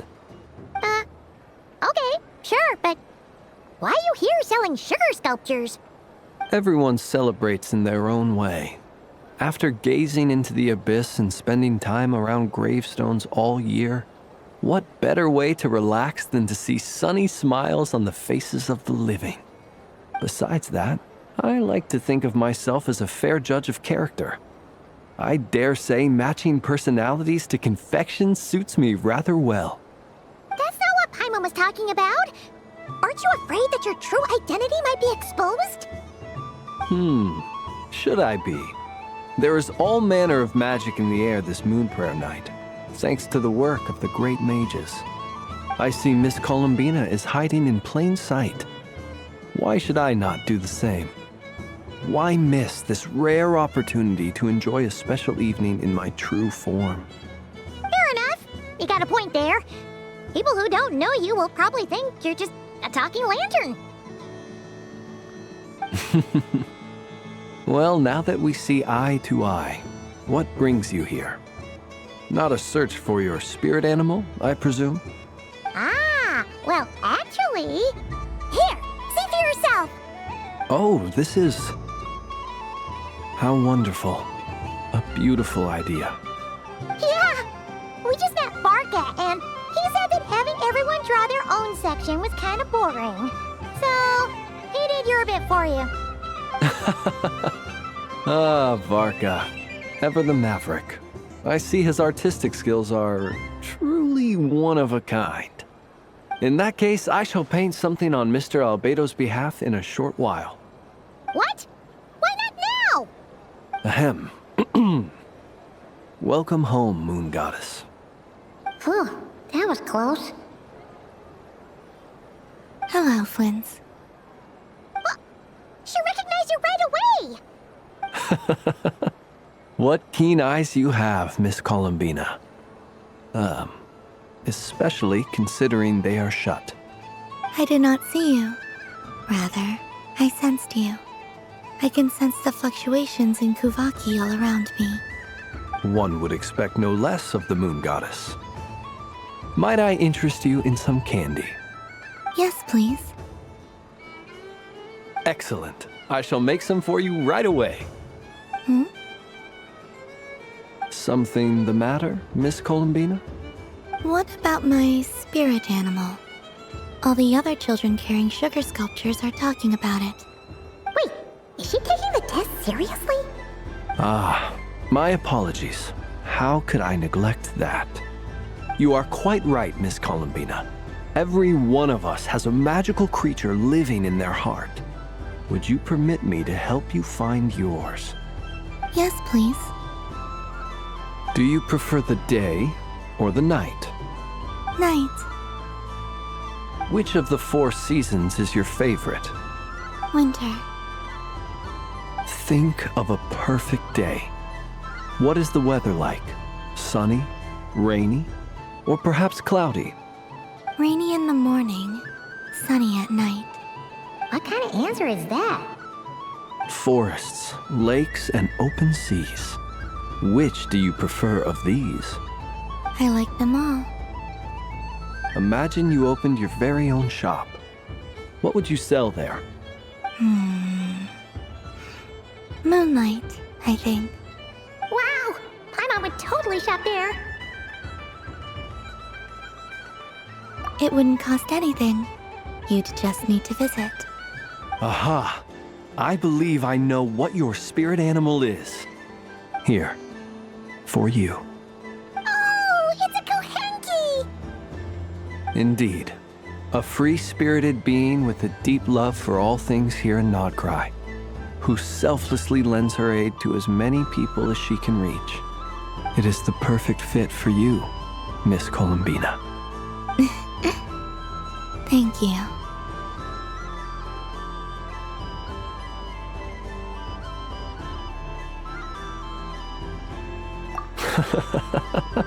It would be my honor. But you shall have to forgive me. We have known each other for quite some time. I doubt there is any answer I could give that would come as a surprise to you. So instead, would you accept this sugar sculpture as a token of our friendship? It's a lantern. Hey, why don't you two go enjoy your candy over there? Paimon wants to try out this spirit animal thing too. Right, Flint's? Come on, play ball. I got this drawing done. But I want to hear Paimon's answers. But it'll probably take ages. Paimon's a complex soul. And we don't want your candy to melt while you wait, huh? Oh. Okay then.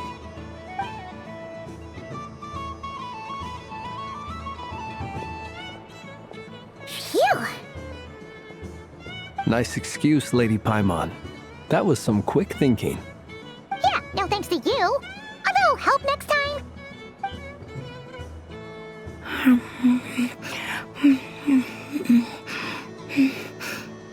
It's sweet.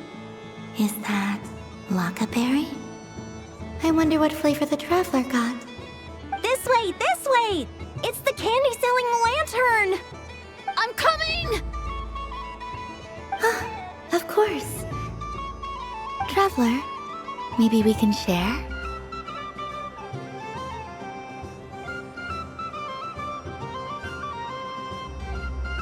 Yes. I found out recently that people share their food sometimes, so I'd like to try it. Or is that a no? Thank you.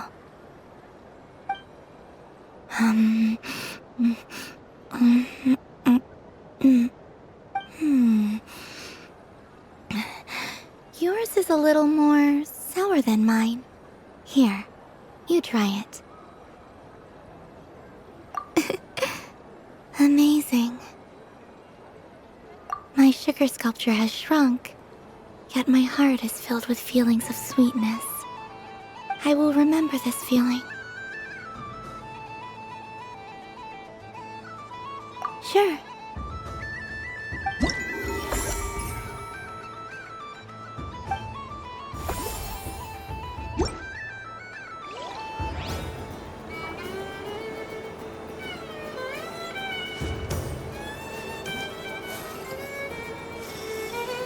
What's this? Should I give it a try?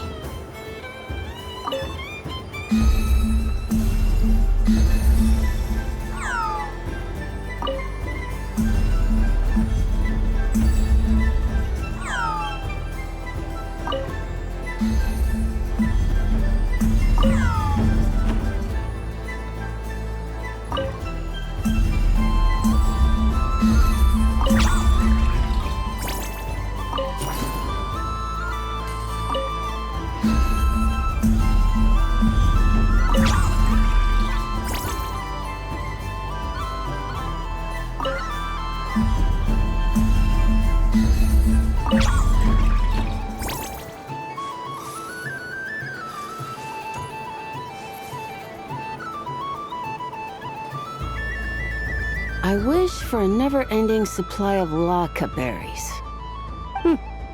What a humble wish. Probably written by a child.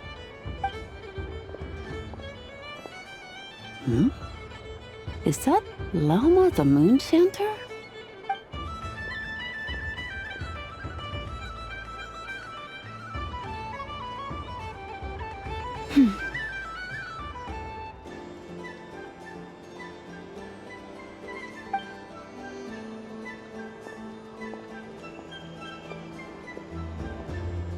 I wish that the long plume ibises would stop biting me. Oh dear, poor Lauma. All right, I'll write that one down for you. I got it. While everyone else is celebrating Moon Prayer Night, you're as busy as ever. I don't mind. It's rewarding work. A good kind of busy. My antlers are at their heaviest tonight, and the Kuvaki waves are especially strong. But as I help these dear friends hang their wishes up, I feel a great peace within myself that is hard to describe. You see, they are all such beautiful wishes, and they are ones that we can fulfill by our own strength. Do you blame me, Llama? I want to hear your honest answer. It is by the help of so many people that I can return to the moon. But I feel as though I've hardly done anything in return. You've done plenty, Columbina. I say this in earnest, both as someone who knows your history, and also as a friend who has seen what you've been through. What about as a moon chanter? I feel proud to honor our moon goddess's wish. And I'm sure any moon chanter in history would have felt the same way. Thank you for your kind words, Llama. But... Since you asked for my honesty, I won't lie to you. My feelings are mixed right now. Besides pride, I also feel... I suppose it's a reluctance to let go. Once you return to the moon, we will be far apart and separated by a false sky. I'm sure those of us left behind will gaze up at that sky, yearning for the moon once in a while, just as you used to do. I will miss you, Llama. I will miss you all. I hope to stay in touch. I will try and find some way to send messages down from the moon. Perhaps you could use Kuvaki. I've heard Yehoda say that signals can be sent using long and short waves, or strong and weak lights. That sounds a little complicated. What if we forget what the signals mean? We could prepare a codebook beforehand, but... You're right. It wouldn't really suit you. Still, whatever happens, I believe that you will find your own unique way of communicating with us. And now that I think about that, my heart feels lighter.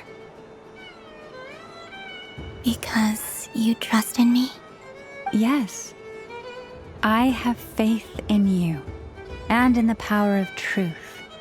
In my experience, the truth tends to be difficult. But that's what makes it stand out from what is false. So I'm confident that your thoughts and your love will shine through the curtain of lies. We will know it when we see it. Thank you. Now, could you help me hang up my wish? Is this? I wish that all who dwell in this moonlit world can find a place to belong. And I wish that I shall one day see my friends again. It's 2 wishes. I hope that's not too greedy of me. Not at all. And I think you speak for us all with the second one.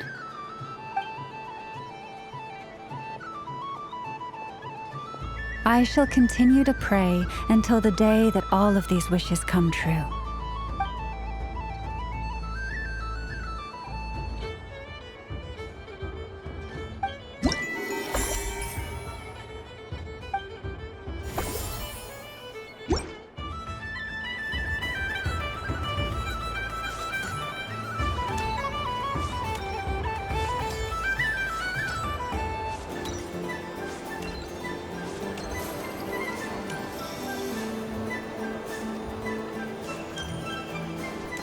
There are so many attractions here. Since I rarely get out, I might as well make the most of it.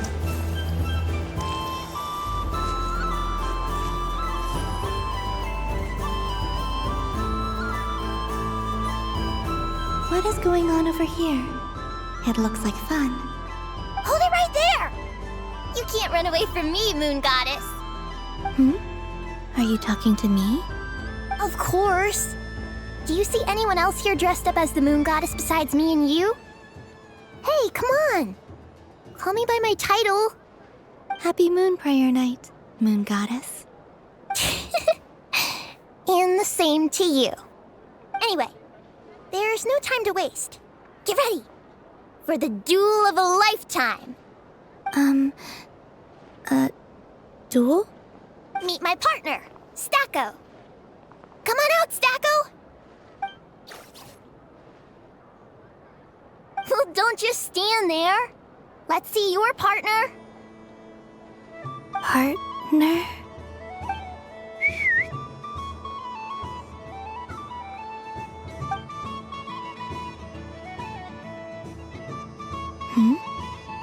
So I need to select a partner and command them in battle. Partner. I need a partner.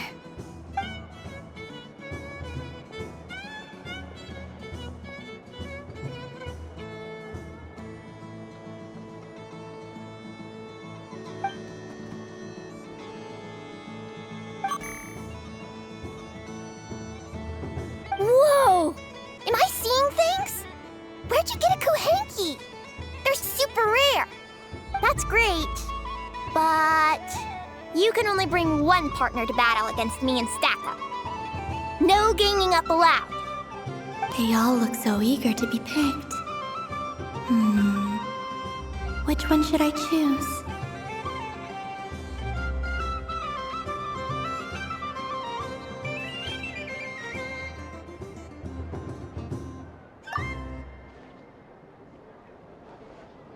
This one usually lives in Nasha Town. She likes falling asleep to the sound of striking hammers. And I bet she's quite familiar with robots' weak spots.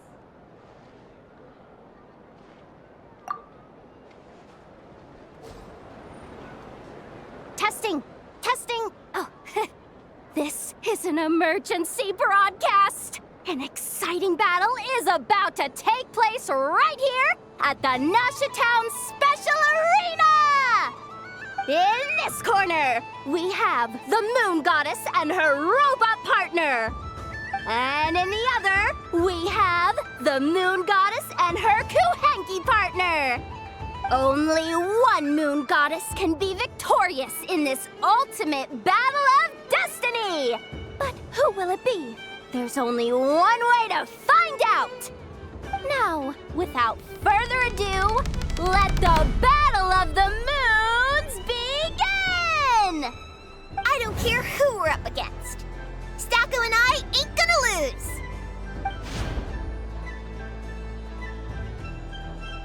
Let's strike first! Stacko, formation shift! Ho-ho-ho! The robot has kicked things off with a change of formation. But how will this affect the battle? Nobody knows! The other party chooses to attack! Let's see how their partner performs!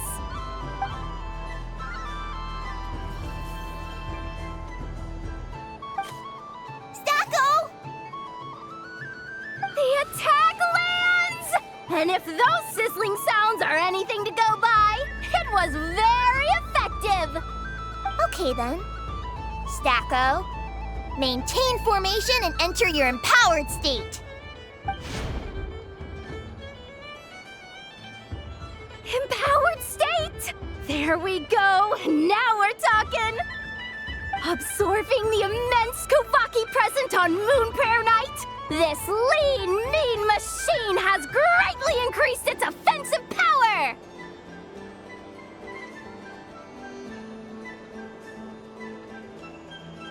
Good choice! Buffs count for nothing if you beat them before they can use it!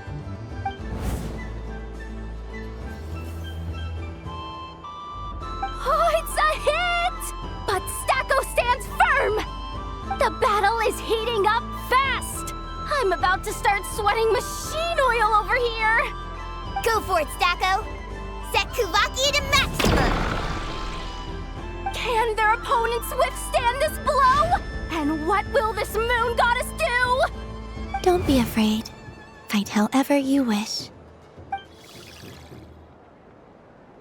It's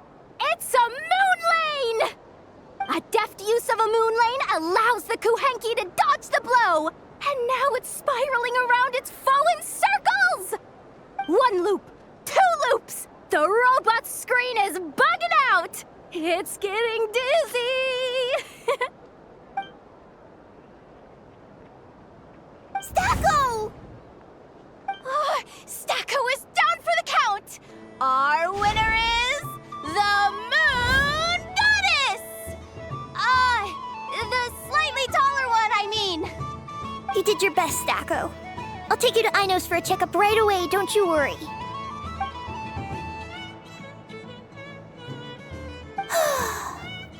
Well, you beat me fair and square, I guess. Honestly, I underestimated you. Won't make that mistake again. I think my partner deserves most of the credit. Just you wait. When I'm a little bit older, I'm gonna come back a whole lot stronger. Be ready for a rematch.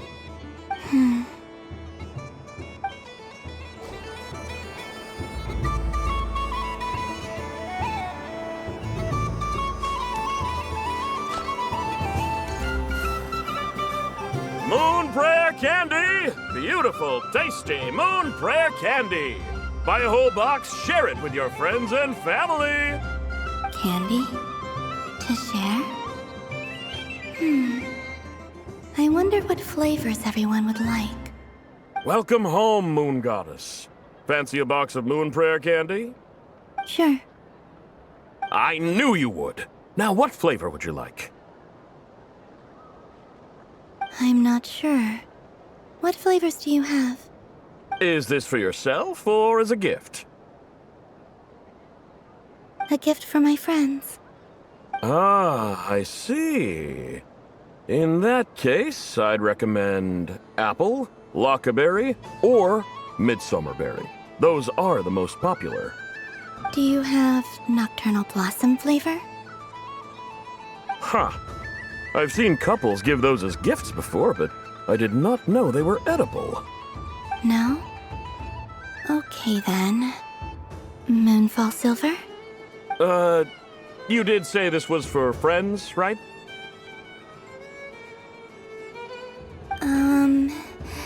Maybe smetana then. Hey, now that's a creative idea! I've never tried it before, but if you're happy to wait, I can see about whipping up a batch on the spot. While we're at it, you got any other ideas?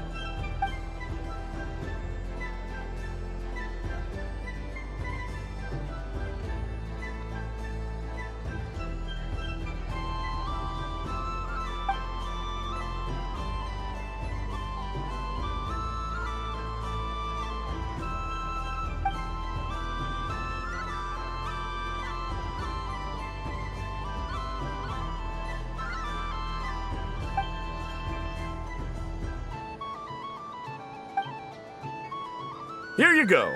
Every flavor you asked for is in there.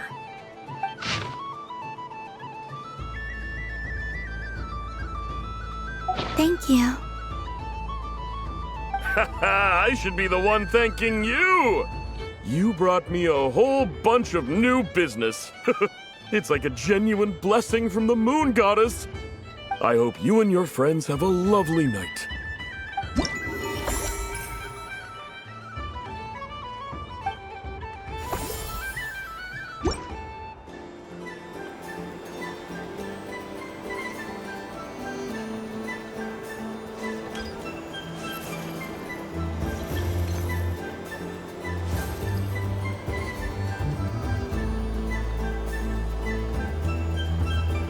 Well, well, look who it is.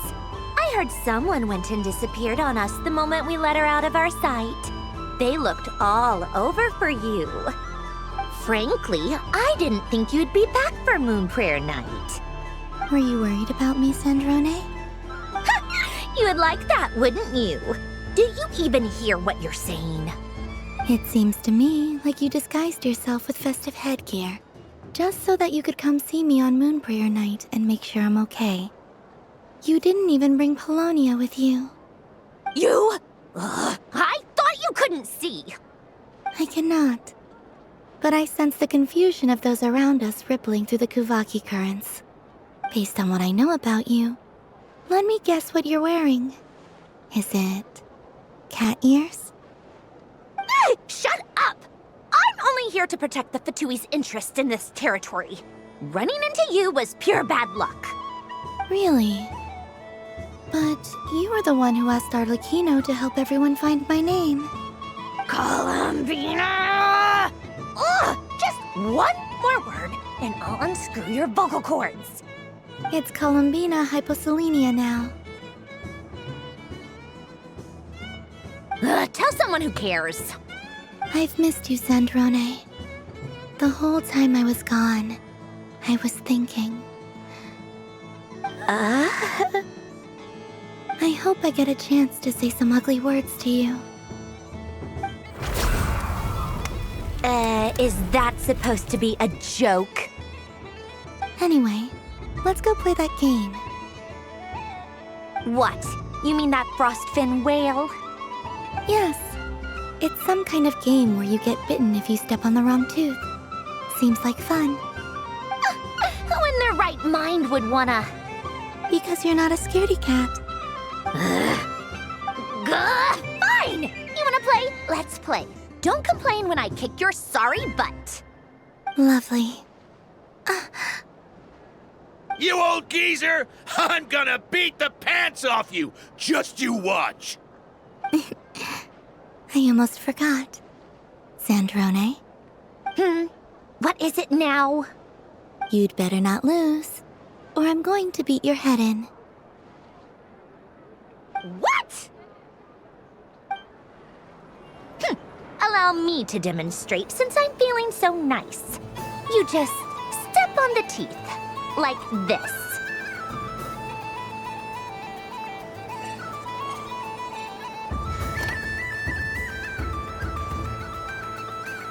Which should I pick?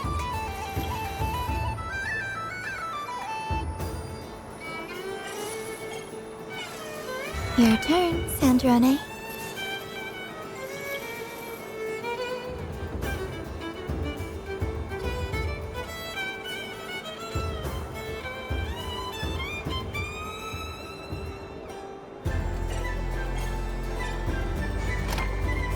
Don't come crying to me if you get bitten.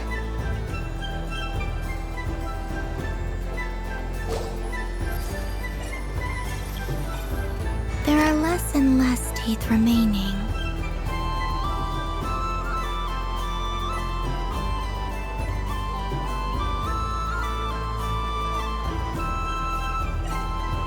Huh? What's that noise?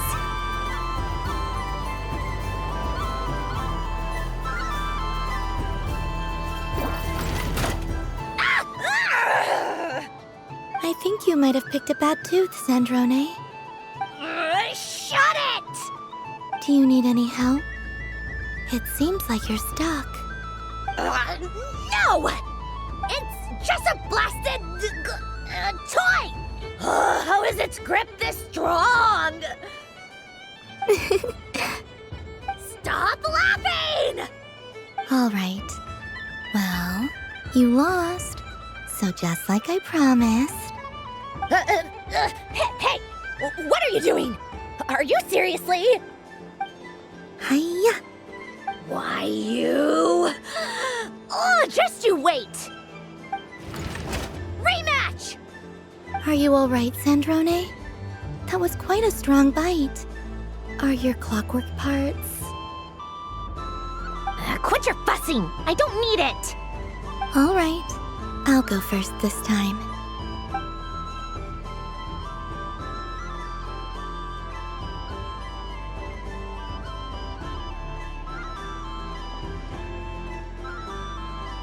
I see it now. She can sense which teeth are rigged. So I just need to avoid the same ones that she does.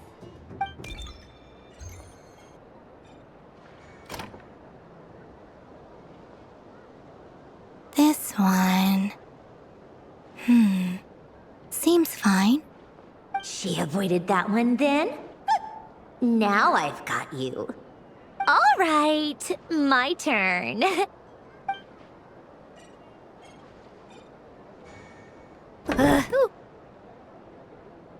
it! Looks like you lost again, Sandrone. Wait! There's more than one bad tooth! Bonk.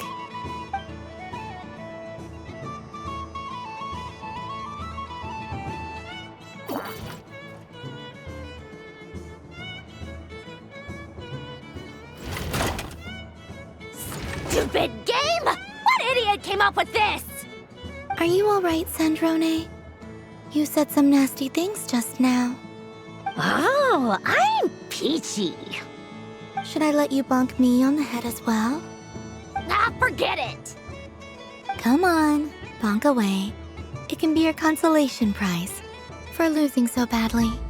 I told you, forget it! Gah, you've always been so annoying. Singing right outside my door, inviting yourself to my tea parties, going AWOL. And now you're off to the moon or something. Of all my days with the Fatui, the times I spent with you, Arlecchino, and Rosaline, they were my favorite. I will not forget them. Just as I shall not forget this moment. We'll always be friends, no matter where we are, right? Who would want to be your...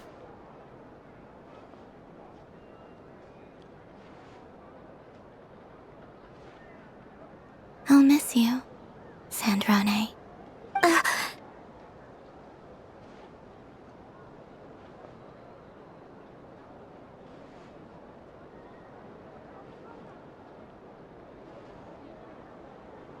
Goodbye, Sandrone.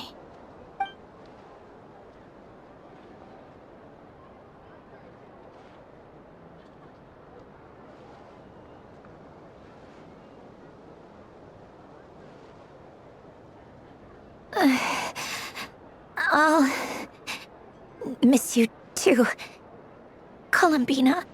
Sorry, what was that? Ah! Ah! Yeesh! No need to freak out. What's wrong? We've been looking everywhere for you. What do you want? Oh, nice ears. What do you want? This. Huh? It's your turn to draw something. You're one of her friends too, aren't you?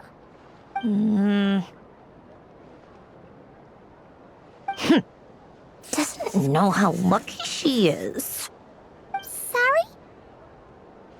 Nothing. I'm done. Take it. Oh, that was fast. Oh, and one more thing. Last time we spoke, you mentioned you were interested in the Narcissan Kreuz Ordo's research, remember? There were too many people when we last met, so we didn't get the chance to do this. What are you talking about?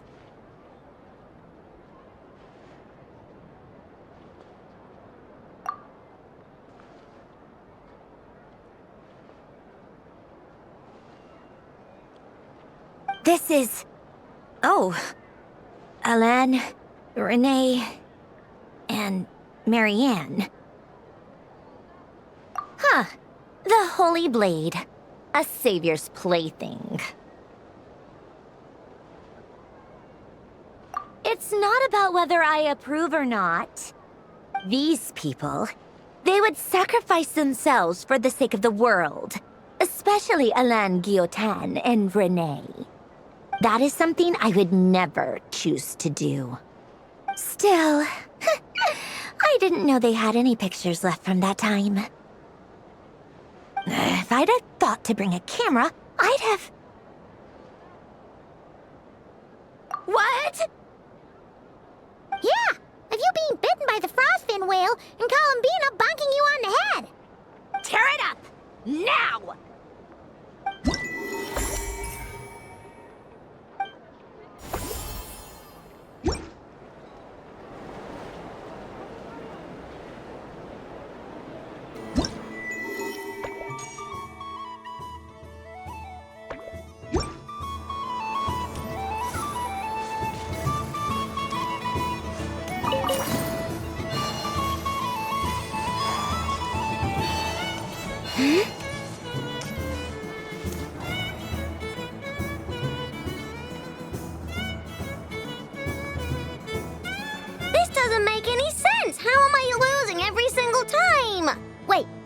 Ineffa, you're cheating, aren't you? Yeah, that must be it. I am not cheating, I know. Uh-oh, sounds like Ineffa's turning into a big baloney bot. I think it's time for some serious maintenance. Moon Goddess, help me. Miss Columbina, I know, is attempting to cheat. What the?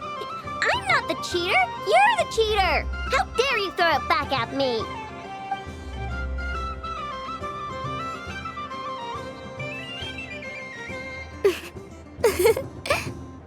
All right, fine. Let's all laugh at I know. Just you wait till I get home, because I'm gonna make a game bot that can win 100% of the time.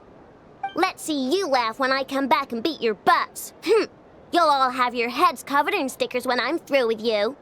We came to check everything was okay after all that yelling, but,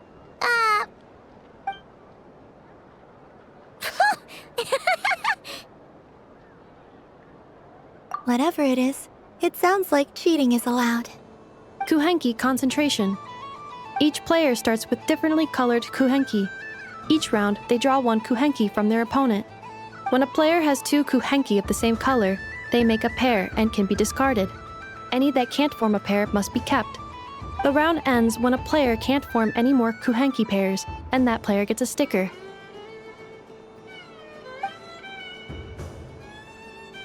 Ooh, can 4 people play as well? That is fine, so long as the turn order is fixed beforehand. Alrighty then. In that case, the 2 of us will join as one team. Okay, but if you lose, you're both getting stickered. I don't want to hear any excuses. Sure. And if we win? If you win, only one of you gets to sticker someone else. I have taken to calling this. I know logic. Hey, lay off me, all right? Okay, so we're starting the game from scratch again, which means all my stickers so far don't count. Looks like Luonatar is the Kuhenki of honor for this game. Anyway, let's go clockwise, starting from Ineffa.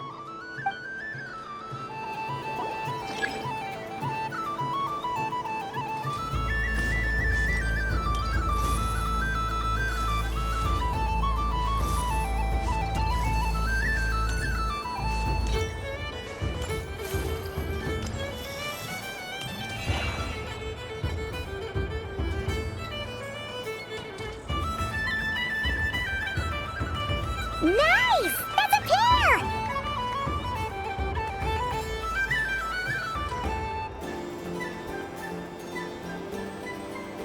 Go, go, fly!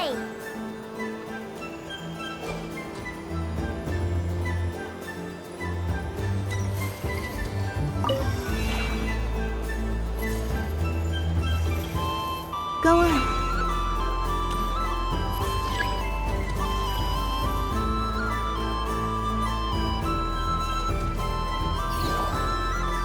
I have a pair.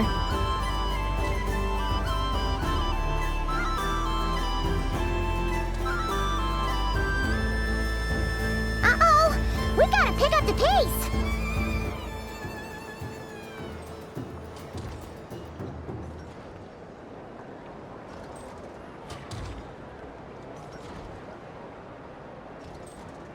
Phew, that was too close. I thought I was gonna lose.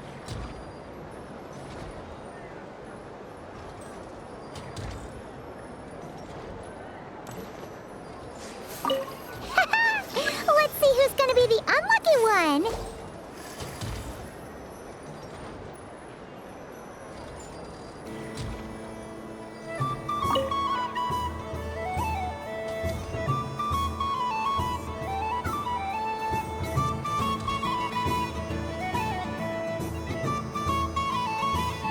Good luck, everyone.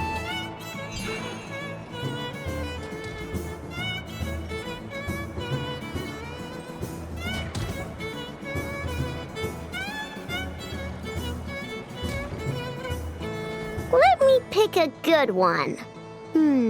What's it gonna be? You're looking very pleased with yourself there. What happened to being a huge Grumposaurus? I won. Duh.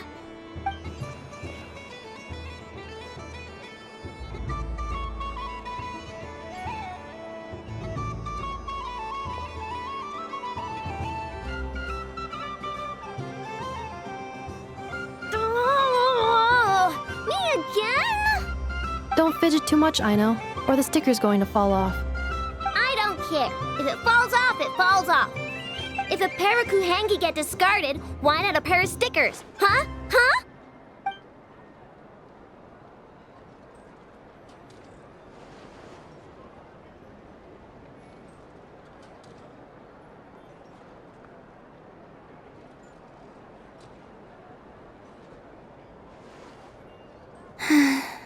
I've lost.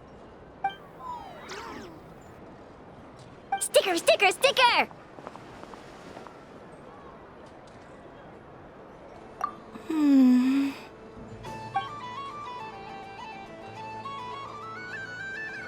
Cute! You think so? Shame. I can't see it for myself.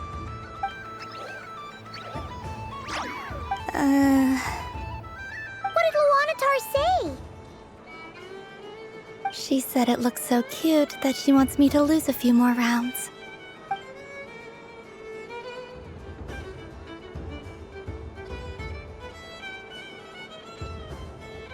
Who put these stickers on Paimon's eyebrows? Ugh, she can barely see.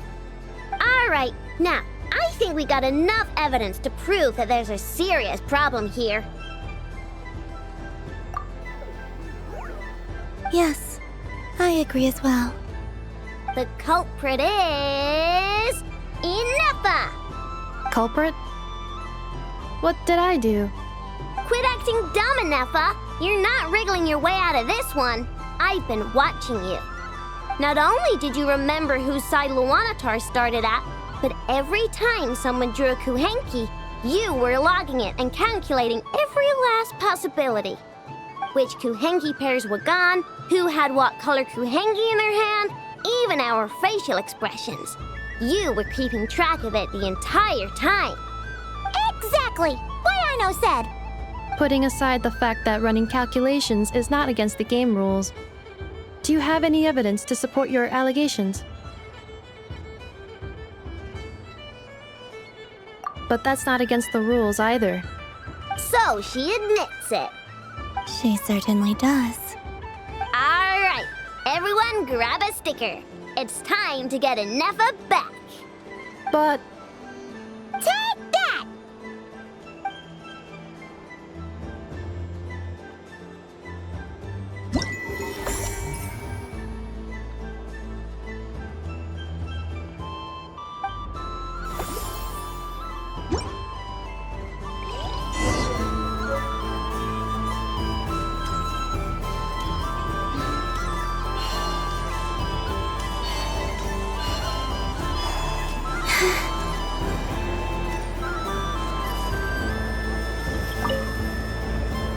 Traveler. Hey there, Kalamina!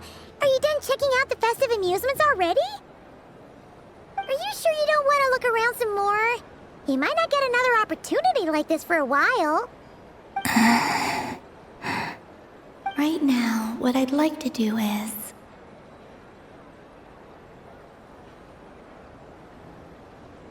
Thank you. But I think I've had enough fun for one night. I've made plenty of precious memories. Really?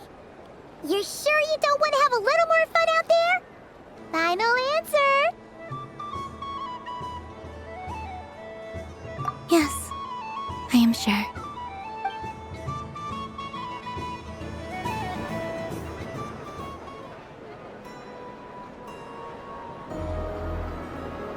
This was the most fun I've ever had on a moon prayer night. Everywhere I went, people were saying, "Welcome home," and there were friends at every turn. I only wish it could last longer than one night. Aww.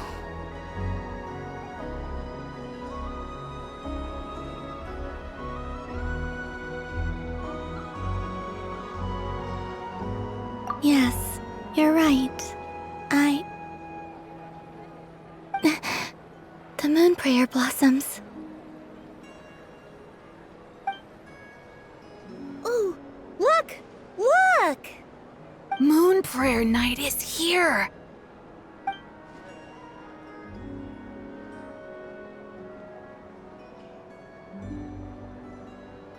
The moon. It's so beautiful. Happy Moon Prayer Night, dear. Happy Moon Prayer Night!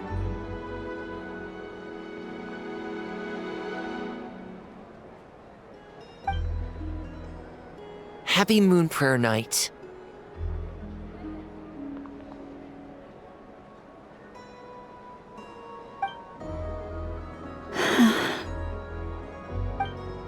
Aww.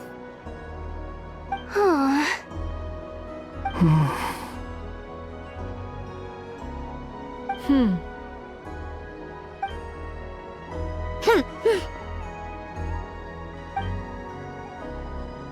Time flies when you're having fun.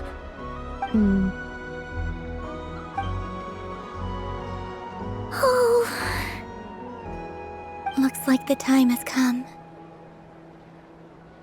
Columbina. You'll be heading off now? Yes, to the ruins you mentioned.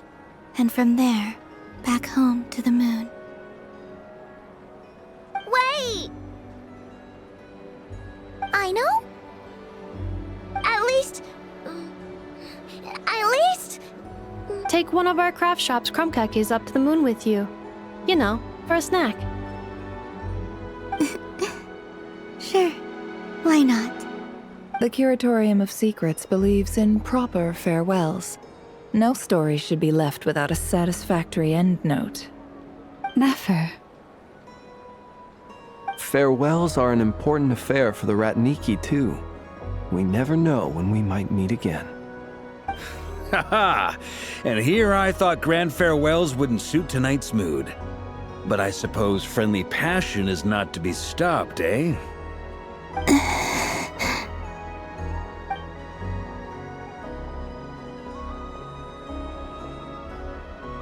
We made a little something for you, Columbina. Ta-da! What is it? A Moon Prayer Night greeting card with drawings by all of your friends. You did mention that you'd like a portrait done, so I took the liberty of creating one for you. I, meanwhile, did the portrait of Mr. Albedo, and Mr. Varka did the same for me. I mean, I think my work was pretty true to life, don't you think? The picture of Ashru was my doing. The two of you seem to get along rather well. Wait, was I the only one who did a full-body picture? That's so embarrassing. I did pictures of me and Anefa. I did my own portrait and one for Hat Guy. Plus, there's the two mages, Arlecchino and Sandrone. So, if you ever miss us, just flip the card open and we'll all be right there with you. I don't know what to say. Thank you so much, everyone. This whole Moon Prayer Night was more than I could have ever asked for. It is the greatest gift I have ever received. Lauma, I figured it out. Figured what out? Remember how the Frost Moon Scions used to use milk as invisible ink to write hidden messages? That was a very long time ago. Oh, are you saying? Yes. When I miss you all, I shall use Moonlight in the same way, to write words that only you can see upon the moon itself. Wow, that sounds lovely. Quite. But how will we see them? Simply open your windows on nights when the moon shines bright, and the moonlight will naturally flow towards the words I have written. That sounds most fitting indeed. Very true to form. I'll try to write them in places that won't disturb your sleep. I, for one, would sleep all the better for having read one of your messages before settling down for the night. Exactly! So don't worry about disturbing anyone's sleep. Just promise you'll write to let us know you're okay, alright? All right. I promise.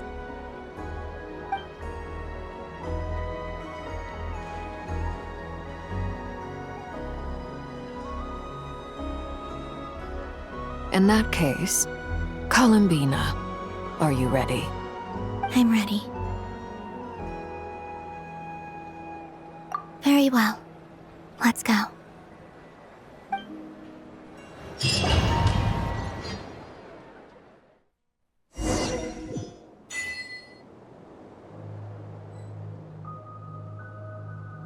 In just a few moments, I will be gone. I still don't know what to expect on the moon. Will I really be able to send messages to my friends? The Kuhenki, the animals of Not Cry. I'll never get to see them again. I wonder where I'll be when the next moon prayer night comes.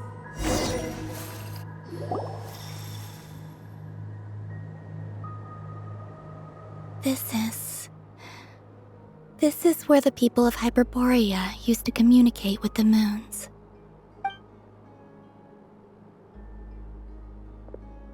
Eternal moon, frost moon, iridescent moon. When the power of all three converge, the gate to the moons shall open. The moon marrows are in position. Only the final step remains. I'm sure Nasha Town is livelier than ever at this moment. Yeah, it's a shame you couldn't be there for it, but it's now or never, right? It's fine. I'm more than happy with this. My last piece of luggage. My only piece of luggage.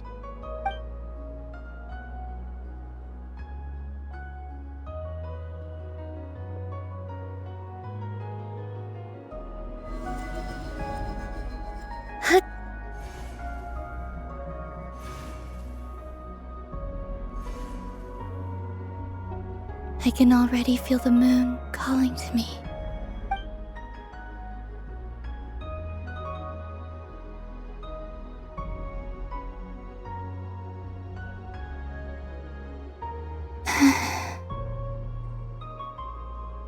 This ray of light will lead you home, Columbina. From now on, we will at last have a reason to pray to the true moon. Columbina. Yes? I'm listening. Be sure to come back and see us when you get the chance.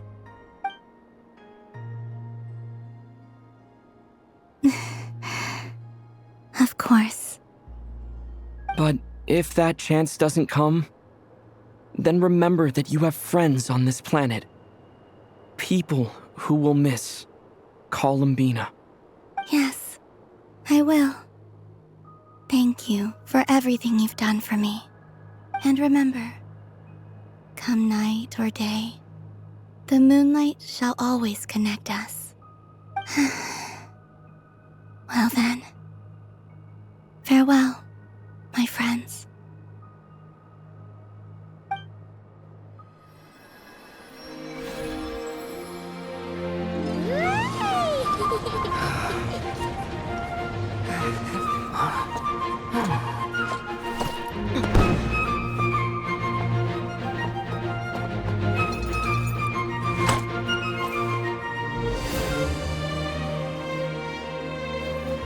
Thank you. This was my happiest night in Teyvat. Farewell, Columbina.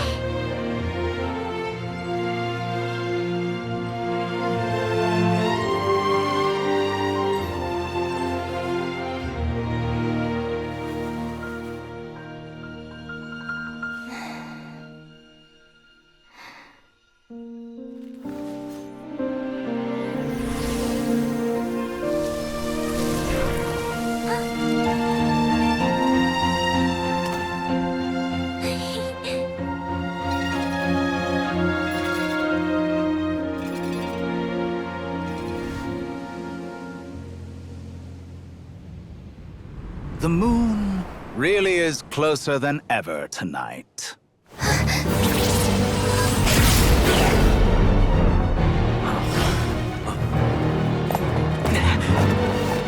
Columbina. All 3 moons in one place. Time for one final experiment. Reason, life, death, time and space. They all believed I would fail.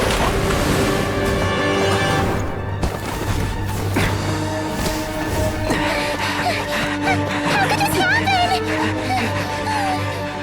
But Tevat's primordial power never did belong to the throne of heaven.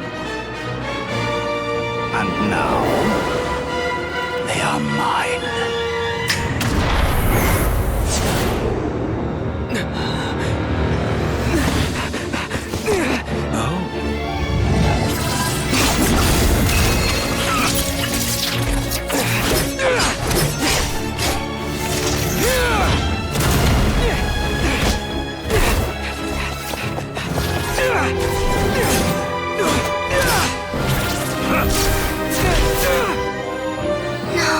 As long as I'm here, the Doctor is free to wield the 3 moons' power.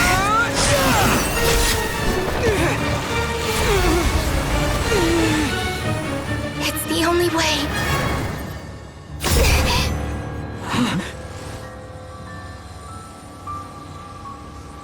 I guess I won't be going home today.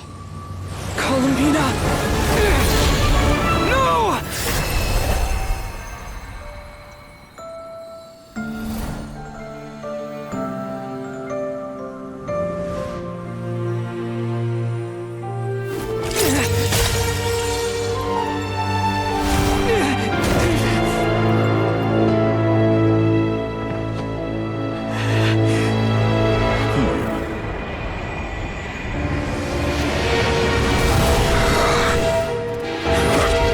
Stubborn world, do not try to control me!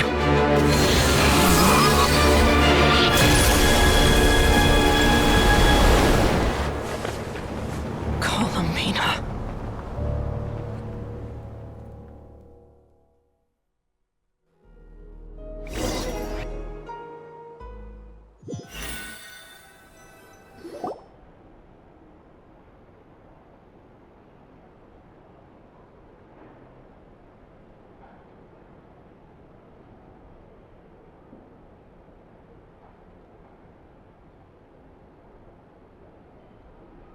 Are you all right? Do your wounds still hurt?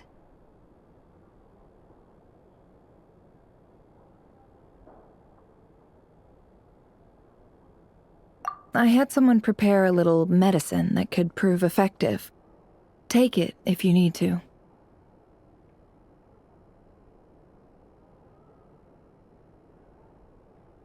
In that case, let me relate the contents of the call we made to Alice after the incident occurred. That Dottore is a crafty one. He distracted the Hexenzirkel by creating a huge fuss at Tevat's borders. I'd assumed that the cause was an abyssal intrusion from the outside world, which in fairness is a rather common occurrence. But after learning that you managed to influence the phantoms in Nordcry, I realized that perhaps this interference could have come from within Tevat instead. But we weren't able to change their fates. True, you couldn't change how their stories ended, but you did build some variables around yourself. Variables?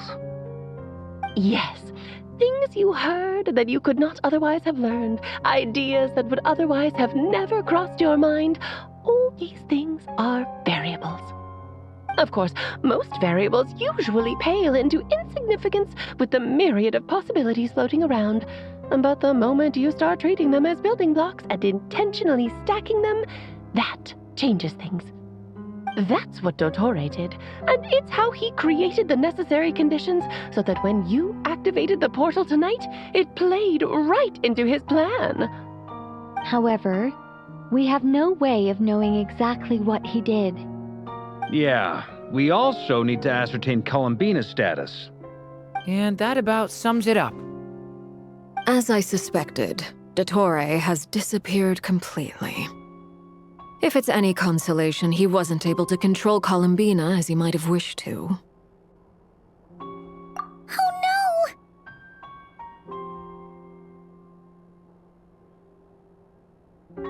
What? She did what?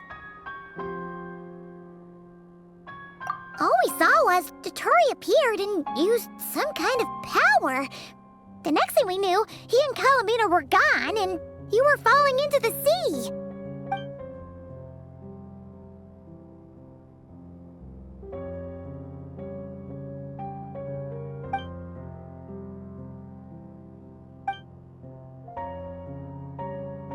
So, Columbina intentionally opened the moon gate and escaped into the same mysterious world as Rarier and Thalindus. Sounds like bad news.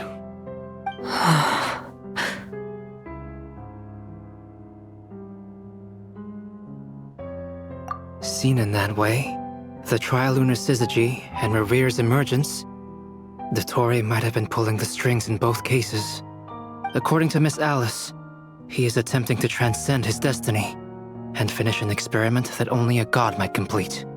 An utter lunatic. Wait a sec, where's Hat Guy? Seems like he'd want to be here for this. He took off with the Dodo communication device after we spoke to Alice. He said he had a hunch that he wanted to investigate by himself. The look on his face was terrifying. I've never seen him like that before.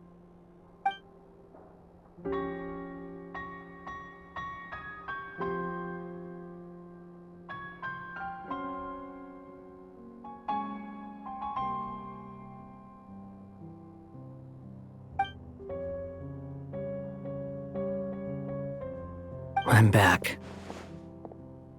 Hat Guy! I went to look for the Hyperborean phantoms again. I think I've gotten to the bottom of it. I got them to talk to Nicole on the other end of the communications line. Turns out, the history they describe is different from how Nicole remembers it. Really? But how? Surely Nicole can't have been wrong. Because the phantoms are the ones who are deceived. They speak of a savior who appeared in their history. One who never should have existed. This savior promised to create a new moon within the false sky, and even bring back their moon goddesses. Foolishly, they believed in him, and told him everything he wanted to know about the moons. It's obvious that this was Dottore's doing. Now you mention it, the first time we entered the Hyperborean ruins, we heard the phantoms discussing their history, and I remember Nicole commenting that something sounded a little strange.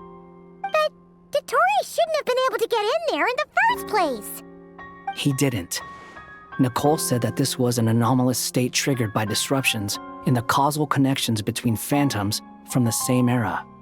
The variables that Dottore put in place were substantial enough that they even affected phantoms that he never met. So it's not that their memories were unclear. They'd been tampered with.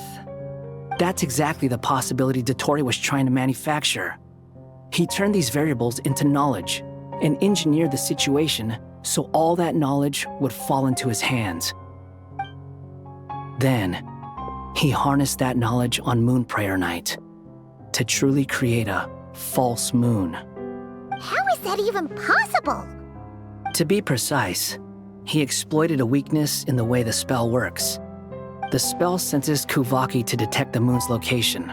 So, as long as the false moon more strongly resembled the moon than the frost moon beyond the skies, the gate would teleport Columbina to the false moon's location. In other words, to Dottore's side. Once he had her under control, the teleportation spell remained active, and he manipulated her power to seize both moon marrows. At that moment, the moon marrows disappeared right before our eyes. It was already too late, even as we were leaving the ruins. By then, Dottore had already amassed the power of all 3 moons. So, where does that leave us? What do we do now?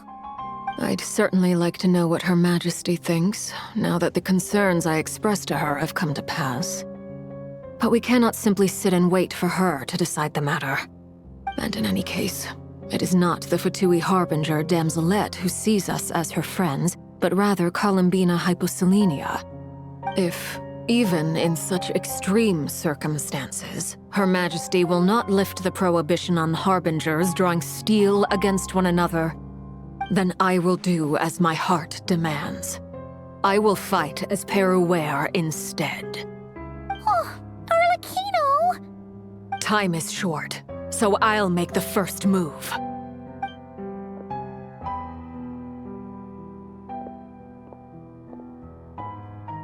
Whew. Even Arlecchino seems to be losing her cool now.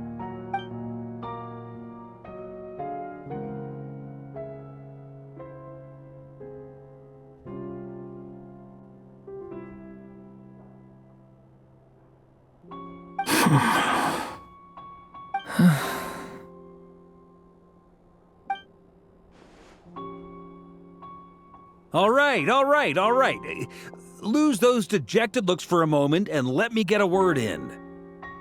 It looks bad, I won't lie. Very bad, in fact.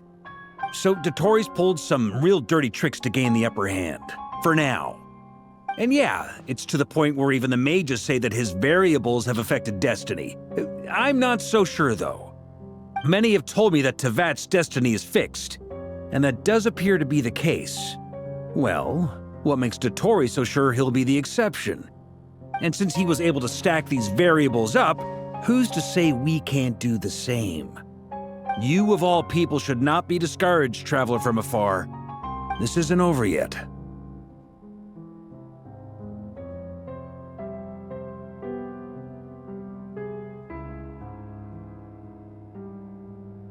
And you're not alone in that. Everyone here does, whether they've spoken thus far or not. But none of us are the type to sit back and wait for the sun to shine again. That's exactly how a knight should roll. If they knock you down, you get back up and get back in it. Don't forget, Honorary Knight, you're a legitimate member of Mondstadt too. Burke is right. This is far from over. Dotori's already way overdue a butt-kicking given his past shenanigans. And after this, he's earned himself a double dose. That's what I'm talking about. How's everyone else feeling? I'll use Kuvaki to investigate Columbina's whereabouts. I am not ready to give up either. Leave the intel gathering to me. Whatever happens within Nodcry's borders, when the Curatorium of Secrets wants to be in the know, we always find a way. Aino and I will do all we can to support you. We will attempt to reverse engineer Dotori's actions and seek a breakthrough that way. Alice and Nicole are busy dealing with an emergency at Tevat's borders, so they can't return just yet. But they're both very angry about this. They've asked Albedo and me to act on the Hexen Circle's behalf and do everything in our power to fight back against Dotori. Are you ready then? We're going to have to conduct a lot of research, even in the early stages. I'll do my best. As for me, I'm pretty familiar with Dotori's way of doing things, so I can try to predict his next move. I'll help with your investigation. Nice! Looks like we have our basic division of labor. I'll get in touch with Flints and Itlua, get them to have a chat with their Starshiner. It couldn't hurt to bring the Lightkeepers on board as well. At the same time, I'll pass on instructions to the Knights present in Nodcry to assist the Lightkeepers and other organizations in ensuring the safety of those living here.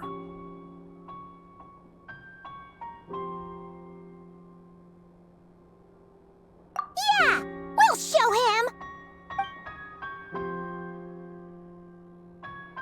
That's it then. Good luck, everyone.